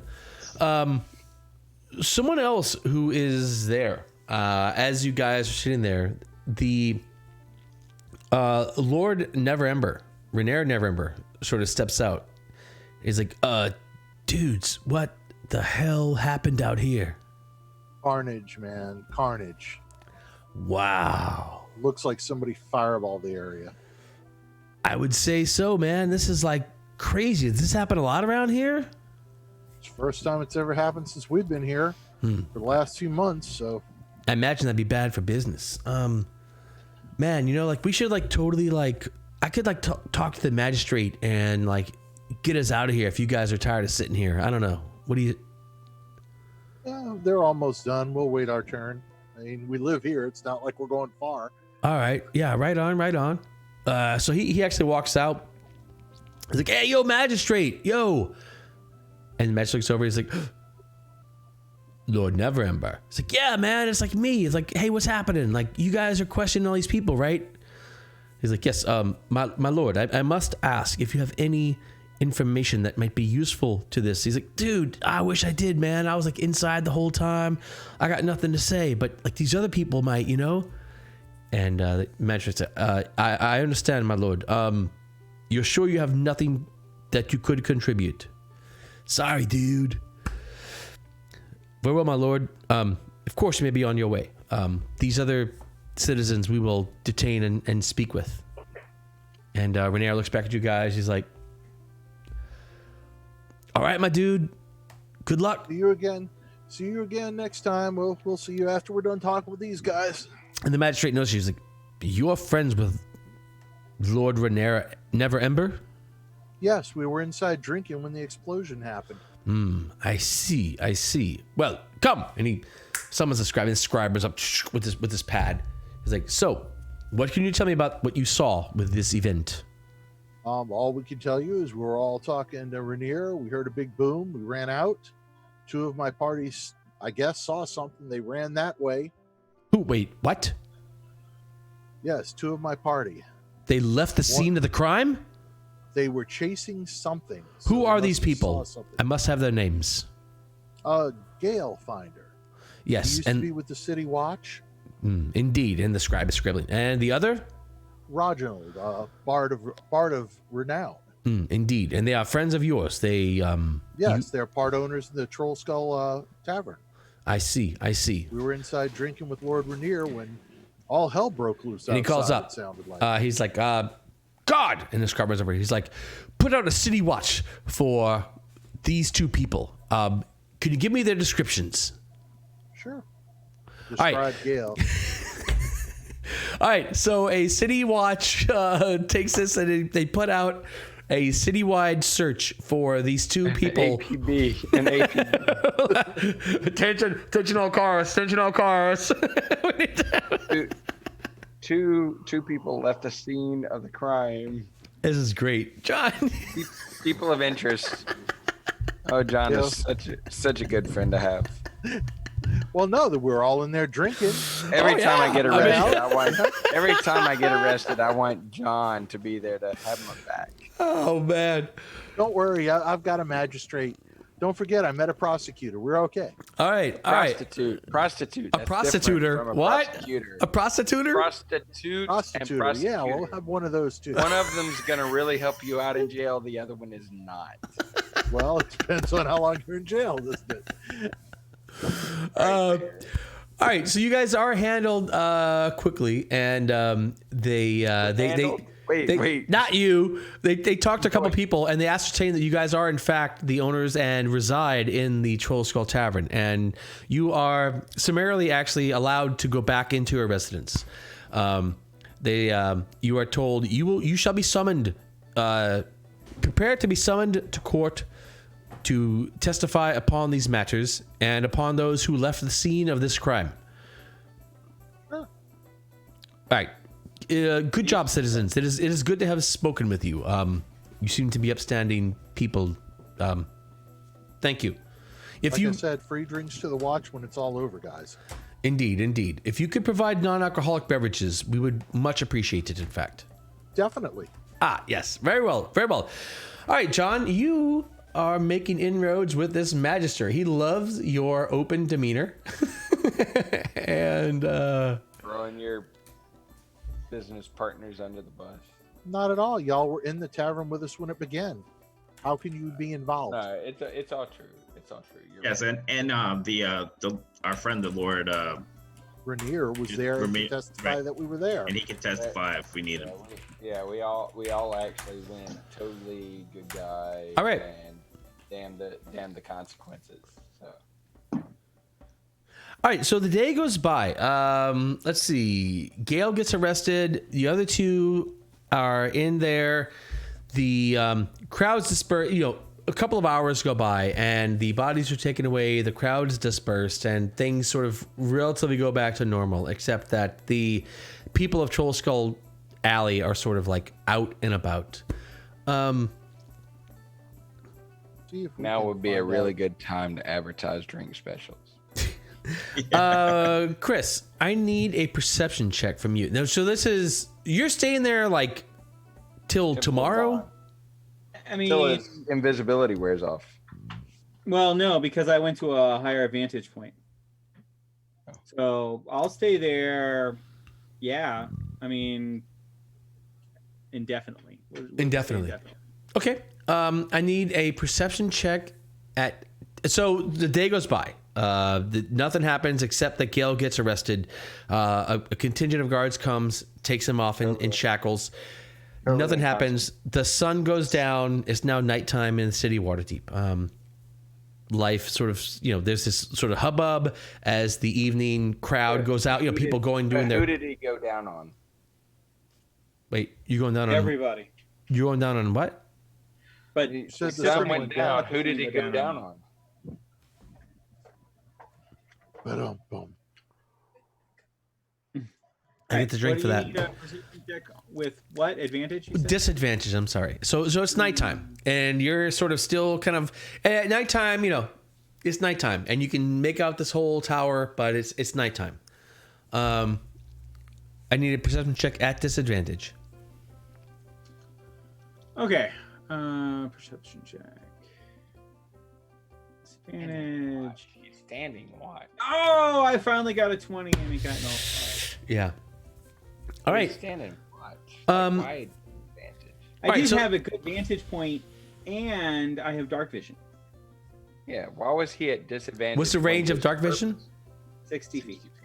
Yeah, not enough. But he was standing watch. That was his purpose for. I being know. there. I know. And know. dice suck Fine. sometimes. Fine. Yeah, it fine. sucked. Carry on. All right, so you keep a close eye out, and nothing happens from that tower. Morning comes, and you are exhausted. Now remember, if you don't sleep at night, I'll head back. yeah. So you need like 8 hours of sleep to not have a exhaustion check for the next day. So Isn't the exhaustion check just a con check, or you're exhausted? correct. Now it is. Let's see. All right, so the next morning, you guys find yourselves at the tavern. Reginald, can you give me a con check since you were up watching the tower all night? DC 10, super easy. Whoa! All right, so you're tired but not exhausted, and you guys are all back in the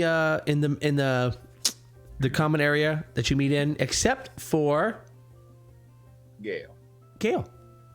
Who's in jail? Where's Gale? Oh, Gale's in jail.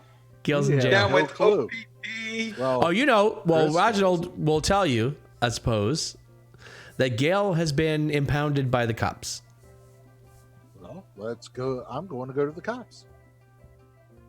I'm going to go actually find me a defender I know. A And I'm gonna go to the Yeshel magistrate. Simal. The magistrate? Whichever magistrate was the magistrate in charge of this particular investigation. I mean... I'm gonna go to the magistrates. Yeah, the office? Okay, sure. Fine. All right. All right, so Imani's going to his lawyer friend. Gotcha. All right. Public defender. Yep. Which should be the same place. No. Really? All right, Reginald. So, what is your business at the magistrates? You're greeted by a clerk. Oh, wait. That shouldn't be tavern music. That should be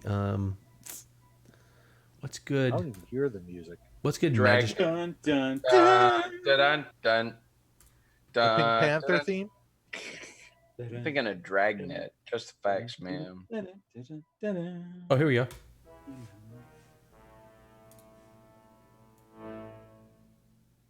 There we go. All right, Chris, you go into the magistrate's office.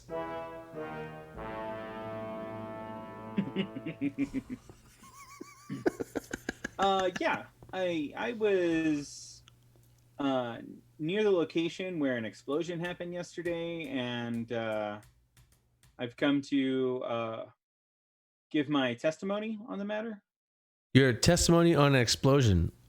Yes. Okay. At Troll Skull Alley. Yes. Of course.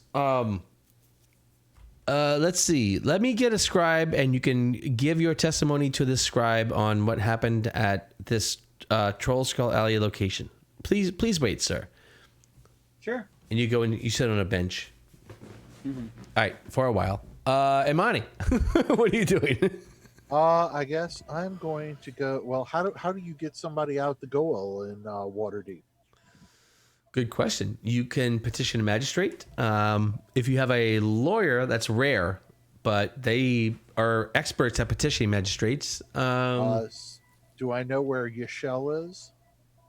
Yeah, she gave you her card, right? Oh. Like, yeah. Follow that address. Yeah, you can totally find her. All right. You go there, and you're greeted by a secretary that's there. Like, yes, hello. It's actually a half orc. This male half orc. It's like, hello. How can I help you? Yes, I was looking for Yeshel. She gave me her card and said if I ever had a problem to look her up. Well, I have a problem, so I'm looking her up. I see. And you are? I am Imani Deller. Ah, yes. All right. Here, please wait. Thank you, sir. And you sit on a bench and wait. Gale is in a prison waiting. Sitting on a bench. The only person not on a bench waiting. Delaquin, do you have anything you can do besides sit on a bench and wait, Delaquin? Even Elros on a bench, probably drinking. Might Playing be. cards with me. He's waiting. He's waiting also. I'm gonna go find Uncle Lucky. All right. For what? I'm gonna tell him what happened. so that he doesn't have to sit on a bench and wait. I'll wait. Well, I'll wait maybe on the yes, bench. for Uncle To bench. Lucky. wait on a bench at another tavern. Well, the Thanks, good part brother. about waiting on a bench for Uncle Lucky is that you're in a tavern and you can drink while you're waiting on the bench for Uncle Lucky. Yes, yes. The rest of us don't have that. Though you kind of know mornings are not really Uncle Lucky's thing. He's sort of like a afternoon to late night kind of guy, not a morning kind of guy. So you actually are sitting in a chair waiting for Uncle Lucky at Uncle Lucky's table. There's like this at a one bar. table. There's this one. At Yeah, a bar, though. Yeah, you're at a bar. All right. So of the four of you, it seems that Delaquin has the best piece, waiting for something to happen. I'll actually have some. What do I feel like drinking today? It is early in the morning, so I think I'll have some spirits. All right, you got it. All right, the first person who gets some action is Imani, actually. Oh, And good. not long goes by. And he's like, "Oh, apparently she actually knows you. Okay, come this way." And he brings you into. He opens the door and you go back into the room, and she's there, and she's like, "Imani, welcome." Well, thank you. You said to come see you if I ever had a problem. All right. And, apparently, one of my party members, part owners in our tavern, which I think you were there at the opening. You were invited. I don't remember if I saw you there or not. She has a 4 in 10 chance of having been there. No, she was not there. Nope.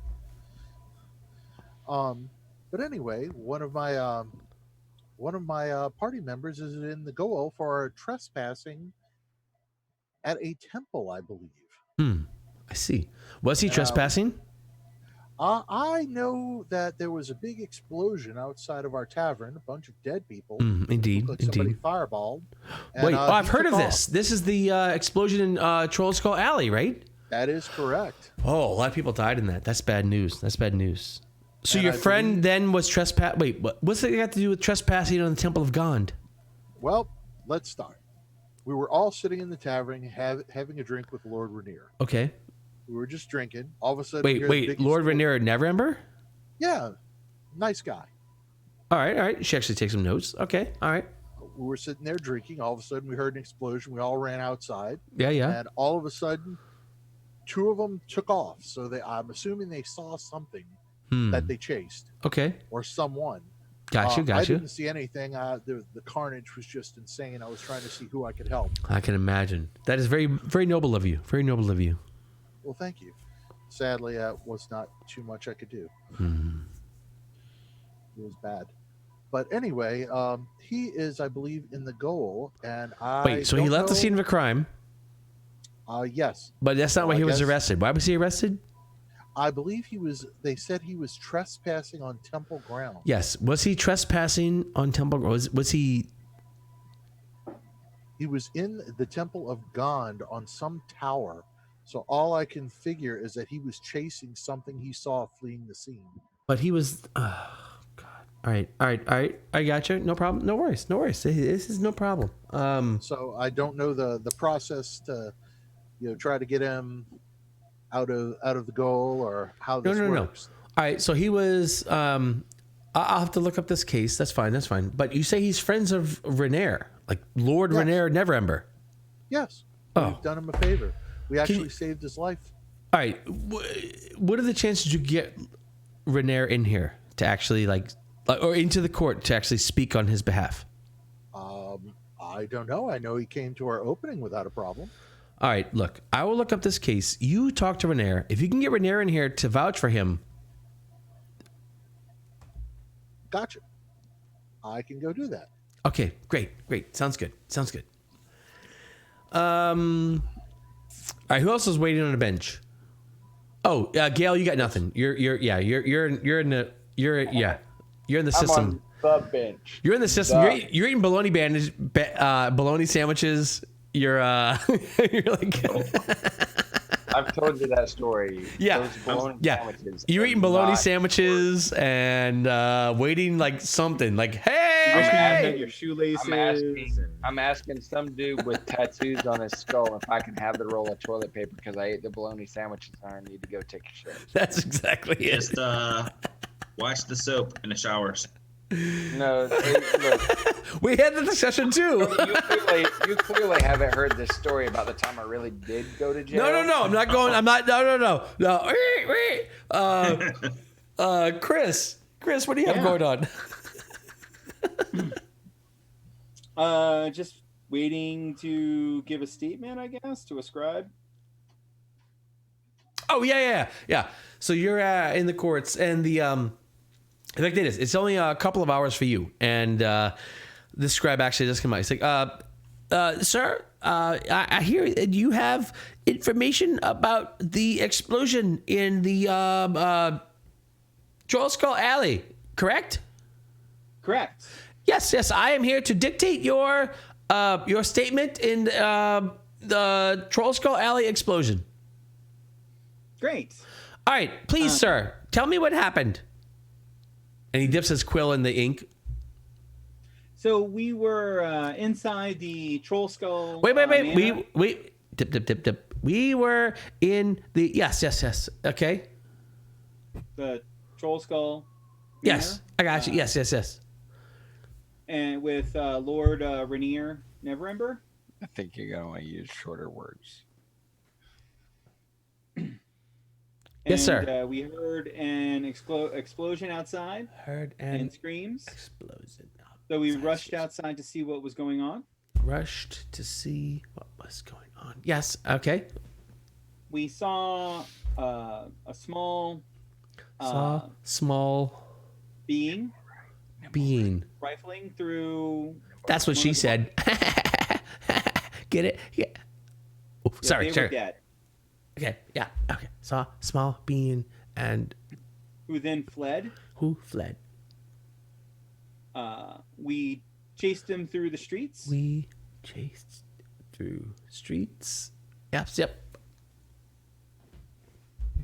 And the being, which turned out to be, when I could actually get a good look at them, And it turned out to be a nimble right, nimble. which ran Right. into the top of the Tower of ran God. to Tower of God. I waited there to see if it came back out. wait. It did not. We did Or at Did least I not did not see it come out. come back out. Very well, sir. Thank you. This is very, very useful information. I will submit this to the magistrates, and they will put this into their investigation, of course, and it will be invaluable to that investigation. I want to thank you personally on behalf of the City of Waterdeep for submitting this statement of witness to our investigative efforts. Sure. Is there anything else that I need to do? No, there is not. In fact, you get this sticker. And he gives you a sticker. And it says, I testified. This is the fourth hour. This is the fourth hour of bourbon. This is what's happening now. No. That's why you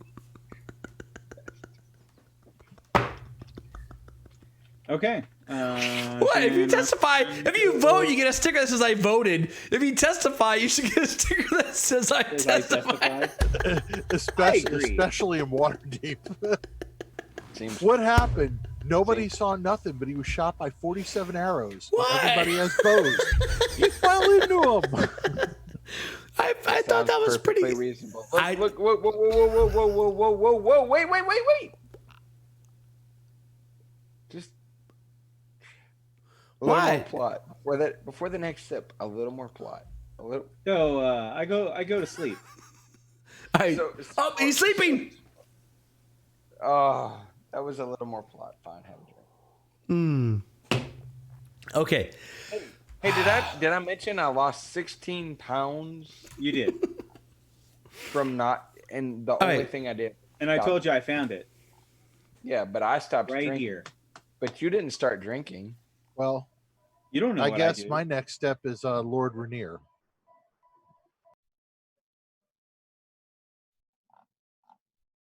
All right. What do you want to do with Lord Vernier?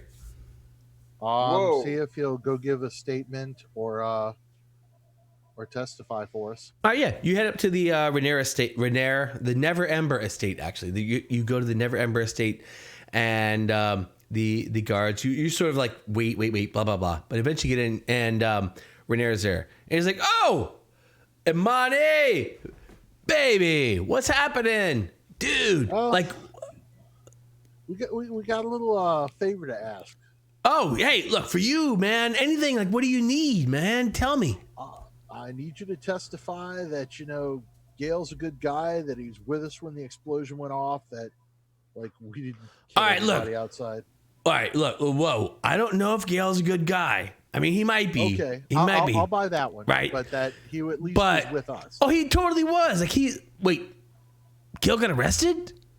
He got arrested. Apparently, he went after whatever they saw outside Wait. Hold on. during the explosion. What do you mean? Whatever they saw? What are you saying, Apparently, Imani? Gail saw something and chased after it through the streets I need to with find Reginald. what would they see? What? A nimble right? I don't know if you know what those are. Dude. Why? Of course I know what nimble right is, but wait, you I've think a never nimble seen right one, has so I don't something to know. do with all this?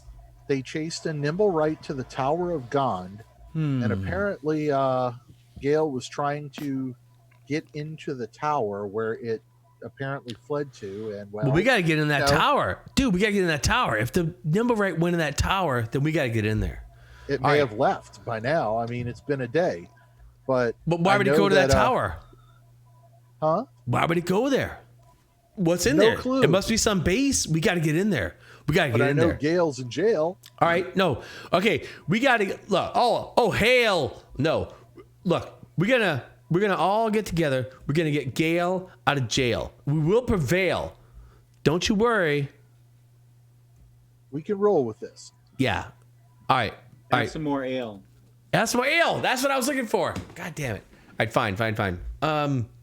I do have an attorney that'll happily take that statement, and we can pop him right out. An attorney. Who? Which one? Who do you know? Yashel? Yashel. Let me see if I got. Simal? Let me see if I got her on retainer. If she's on retainer, then we're all cool. If not, she's gonna charge you a pretty penny, my friend. Let me. It's worth it. I saved your life. Well, all right, we'll see. Look. Tell you what, no problem. So we're gonna get Gail back. Tell you what, old Renair is gonna pull a couple of levers. You come see me this evening, and we'll have some app. Don't you worry. We're gonna get this handled. We'll be back this evening. Thanks, man. All right, Gail, you are in jail and looking kind of pale Oh, ale. because You don't have no ale. because you failed on your skill check. The bread is stale. And you had And- no spells. Yeah. Waiting a bail. I got no bail. The bread is stale. Oh, fourth hour Well, I bourbon. bailed. Fourth hour bourbon is the best. All right, Gail, you are in This will be jail. a good tale. This is a big diplomacy fail. Gail, you But are. only on a very small scale. I'm trying to focus here, people. Gail, you are in jail. God damn it. Thanks, facts. Elliot, you are in jail, and the guards actually come to you, and they're like, "Find her, let's go." And they throw open the doors, and you follow them out. You may have some mail. Cut it out. They give you back all your stuff, and you actually are taken out to the one of the magisters, and they so I hear that you were trespassing upon the Temple of Grand Estate. You know that this is forbidden, Gond Estate. You know this is forbidden in Waterdeep to trespass upon the lands of a temple. Unless, as I recall from my days in the City Watch, unless you are in pursuit of a criminal or a suspected criminal. If you are working under the authority of the City Watch and pursuing a criminal, The city of Waterdeep authorizes all citizens, I am very well familiar, all citizens are expected, not only authorized, but expected to pursue criminal activities and expected to aid the City Watch in apprehension of criminals every time. You rely on this. This is why Waterdeep is such a haven of peace and prosperity. that is incorrect. If the city, if every citizen of the city were to bring the law into their own hands, we would have nothing but chaos. The problem with mobs and local militias is that they are driven by personal pursuits, personal loyalties. Those are the things that we cannot accept. In fact, that is the opposite of the rule of law in Waterdeep. Waterdeep is a system of laws. Citizens must obey the boundaries established upon them. They must obey the orders of the watch and those officially authorized by the city. I'm not here to argue with you. That is good. We're on the same. Because We're on the same team. Let me assure you, we're on the same team. Your assurances mean little to me. However, Fine. the assurances of Lord Neverember mean a lot to me, and he has vouched for you. He assures me that you are not a flight risk and that you are acting in the best interest of the city. I have little recourse other than to accept that opinion. Thank you, sir. That said, Gale Windfinder. Wind? That's not part of my name. Indeed. Wind is no part of my name. Got you, Gale Finder. That said, you're on my radar, Gale. And you, sir, what is your name? I need to know if I'm on your radar.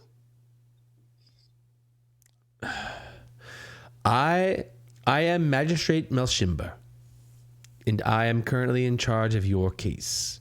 So, if you know what's good for you, happy to be in the hands of a Melshimber. you will stay off of my radar as much as possible. Now, Fair. go and see your benefactor, Lord Neverember, and, well, very well. Good day, citizen. Uh-oh. His son's going to end up owning that manor. All right. So Gale is free. Let's see. Next important event is... We all meet Rainier, huh? Understand. Yeah, sure. All right. So, you guys, Rainier has opened his estate. So the Neverember estate is this sprawling complex. Like, even amongst nobles, the Neverember estate is a fucking ridiculously big deal. Like, it is out of control, right? And Lord Neverember was the previous Open Lord of Waterdeep. He is no longer the Open Lord of Waterdeep. He has been replaced. However, his estate remains. And his son, whom you guys know, Rainier, is now the current Lord of Waterdeep. Though many who say that sort of look upon him disparagingly. And so you guys end up in this estate, and there's this huge staff, and you guys are brought in. And he's like, and the staff comes in, like, please, my lords, come in. Make yourselves welcome. And you're brought into this antechamber. And the antechamber is full of tables full of food, snacks, drinks, wine, anything you can imagine. Like this, two of these tables probably would fit the maintenance cost of your inn for about a month. It's really kind of absurd, truly. And you guys are brought into here by the staff, and you sit in there and you can help yourselves to whatever food and drink you'd like. And at some point, Rainier comes in. He's like, "Oh, dudes, welcome. to the Never Ember estate. This is the estate of my esteemed father, but you know, the bonus is like I'm totally here now. Right on, eh? Always a good bonus. Right on, right on. Hey, Gail, I see you got yourself out of jail. Hail. Yeah, man. Really he had to bail. appreciate. Hey, look, you know they dropped your name in there, so I really appreciate you going to bat for me, man. Yeah, I'm sure it was all getting stale. Yeah, I like totally went to bat for you. Yeah, dude, they said something about that, so you know, I really appreciate that. He looks at Imani. He's like, "We went to bat for him, really? I did. You didn't fail. Yeah, you did. You didn't fail. All right. You didn't fail Gale when he was in jail. All right, right on. Yeah, well, you're welcome, man. Like, And he lived to you tell know, the tale. hey, look, like our debt's now settled, right? You save me, I save you. We're even. Right on, eh? Of course. Yeah, man, we're like buds at this point. Who's keeping score, right? Oh, no score necessary, Yeah, man. When you're like bros, friends don't keep score. friends do not keep score, and bros are like trying to uneven the score. You know what I'm saying? We're like, yeah, man, right on. So what's happening these days for you guys? Have you guys found out any leads on this whole fireball situation thing? Just that nimble right that went into the Temple of Gond. Well, have you gone to the temple? Also, that whole necklace of fireballs you found. What? Yeah, Necklace got that of too. what? Yeah, this thing. You didn't give that to the city Like watch? a murder weapon. Oh, that you happen dude. to be carrying around with you. If The they little find kid had it. Oh man, if they find you with that, they're gonna be really pissed off, man. I'm I letting know. you Why know. didn't you give that in? Didn't think about it. I was worried more about the kid. He was about to throw it. Dude, that would have been like double whammy, right? Like this kid throws necklace fireballs and then you all get blown up because like a kid threw it. Oh man, that's wild stuff, man. Yeah, that would have sucked. That would have sucked. Considering all the watch was there, it really would have sucked. Oh, you guys have been dead for sure. Yeah, 100%. But now you got it. So what are you doing with it, man? Like what's the story? Like what's the dude? I have no clue what to do with it.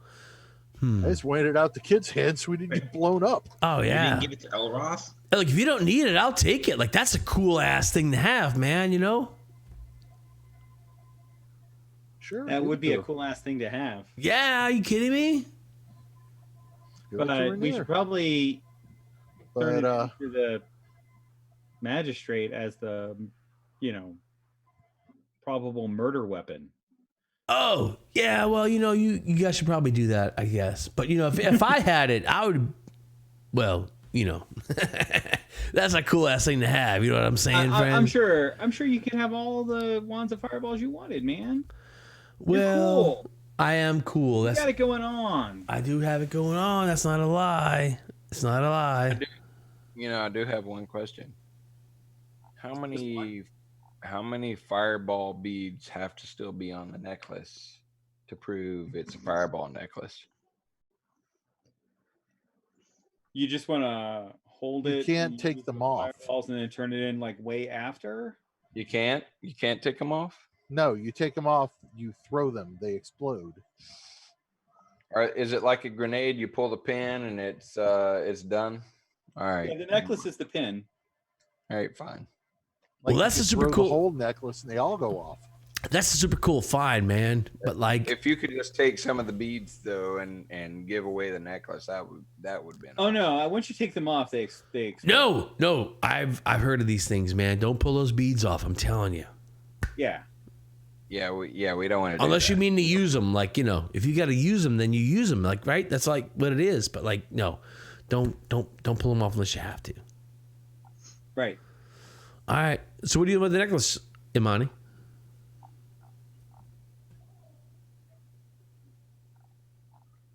I'm sure Elroth would love Give it into the it. magistrate. Tell them that it was found in a barrel by the inn. Give it into the. Wow. All right. Do you want to tell him about the kid finding it in the barrel, and he had it? That's what he says. That's what the boy said, that he found it in the barrel. All right, so you're gonna all right. So Renair is like, so why are you guys here? Like, what can I do for you guys? Like, anything? Like, You said to come see you in the afternoon about Gale. oh yeah, we got Gail out, right? Gail, Yeah, we got him out. We just came to thank you. you're welcome, man. Like, totally, dudes. Like, man, you guys are like my friends. Like, we saved you, I saved you. Me and Gail, we're now even, but I still got a debt to you other two. So you guys let me know how I can help you out. Right or right? You know what I'm saying? Sure. All right. Actually, there is something you can help me with. Oh, totally. Yeah, dude. Come on. Yeah. What's up? Yeah. So way back when we freed you, the warehouse. Yeah. It was old and run down and had bodies in it and rotten wood and fruit and stuff. Oh, that place was a sty, man. It was terrible. Oh, Lord. So I wanted to see if I could somehow gentrify that and get control of it so I can clean it up and turn it into something useful for the city. Oh, you're trying to like buy property and stuff. All right, right on. All right, fair enough. I'll see who's in charge of that. I'll pull some levers. We got you, and I'll let you know what the cost is. You know, some of these things could be expensive. You're willing to spend a little coin, right? I'll spend what I got and I'll see what I can find. Oh, that's right. You guys aren't actually nobles. You guys are like sort of like the adventuring types. Yeah, I get you, man. I get you. You know, I know coin's tight for you sort of normal people, you know. Yeah, fine, you know, cool. Yeah, okay, right on. I will hang on, and I gotta write notes. Roy, it's updating us. Pause. Update notes.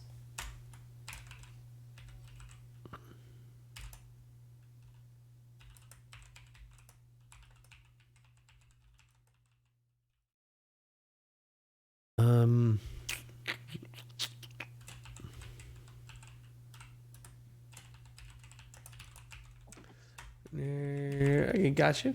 Fair enough.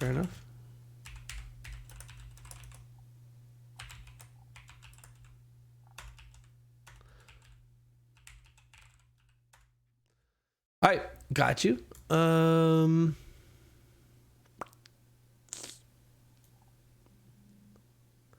right, so Gail's out of jail, and that joke never gets stale.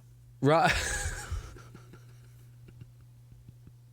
Yes, the chat's definitely commenting about this. Oh Lord, what's going? I can't even. Well. All right, Gail is out of jail, and you guys are moving on. No one. Let's see. What's the latest on the Temple of Gond and that creature? Anything? Nothing. We can go talk to him. I just got out of jail, so why don't you tell us at this point what's going on with that? Like, what did we perceive, learn? What you guys have to tell me. Do anything? What with good it? came of me going and climbing that tower and chasing that nimble right down? From what you can tell, the only thing that came out of that was that you were arrested, and then your trial was expedited, and you were ultimately found innocent because of a friendship you have with a certain Lords of Waterdeep's son. Not anything to do with the fact that I really didn't do anything wrong. You really didn't do anything wrong, but that doesn't always Didn't factor in a bit. In fact, I mean, the charges were trespassing. Truth is, you were trespassing, but that has apparently all been forgiven for some reason or another. Good to hear. Yeah. All right. God damn it! Hours go by so quick. So we're about. I don't know how late you want to play. It's at midnight now. I'm gonna have to go to bed very shortly. I gotta go. I gotta go to bed too. Yes. So this thing that you guys chased apparently went into the Tower of the Temple of Gond. I mean, the only thing you guys have pursued so far are the legal ramifications, which were Gale getting arrested because Gale was trespassing on the Tower of Gond. He got arrested And by I didn't even get inspiration for that. I think it's good. That might be worth inspiration. I'll think about that because that was well done. It was really well done. But apparently the Griffin Riders don't like people on top of towers of churches. It's kind of a big deal. But you were freed based on relationships you guys had with Renair. And so next steps. We go question the Temple of Gond. I guess we'll find out. It's unfortunately going to be 2 weeks until the Grognards get back together. We may be able we may be able to squeeze in another time. Check us out on Discord. Inside Twitch, hit that Discord link. Come check us out on Discord. I'm telling you, the best way to know what's going on is to be part of the community. And come in some even if you're lurking on Discord, you'll see what we're saying. We will, of course, announce whatever's going on there. You can even see the image of Moira, Leaf Treader, who I posted to our. You posted a image. You posted a image. Posted an image that I created in the new Hero Forge beta. Oh, that's really cool. I love it. Yeah. Apparently, she's a part of the story now. I guess we'll find out what she is. Yeah. She was always a part of the story. Well, your story, but now she's a part of the story. It's true. Yeah. Okay. It is. So join us in Discord, and we'll let you know what's happening. Thursday, 2 days from now, our Edgelords and Murder Hobos. Our other game, which is definitely not our way better premiere game, but just a different game than this. A different game than this game. Definitely not his favorites. Definitely not the very best. I have actually. Definitely not the very best. Definitely not the very best gaming group on the internet playing Thursday. I'm not gonna lie. This is I have so many favorites, but these are my friends. These are my life companions right here. Thursday night, you will see what I honestly think is the best gaming group on the internet. They just are. So okay, fine. Hey, to be fair, all kidding aside, I agree. The Edgelords Robos are pretty fucking amazing. So I'm gonna. There you go. So Thursday, 2 days from now, we will do Edgelords. A week from today, DM Chris is going to have his Justice team playing. 2 weeks from today, we're going to find out what happens to Gale. Until then, nerd. Wow, that was pretty good, man. Yeah, that was actually fucking solid. Right out, guys.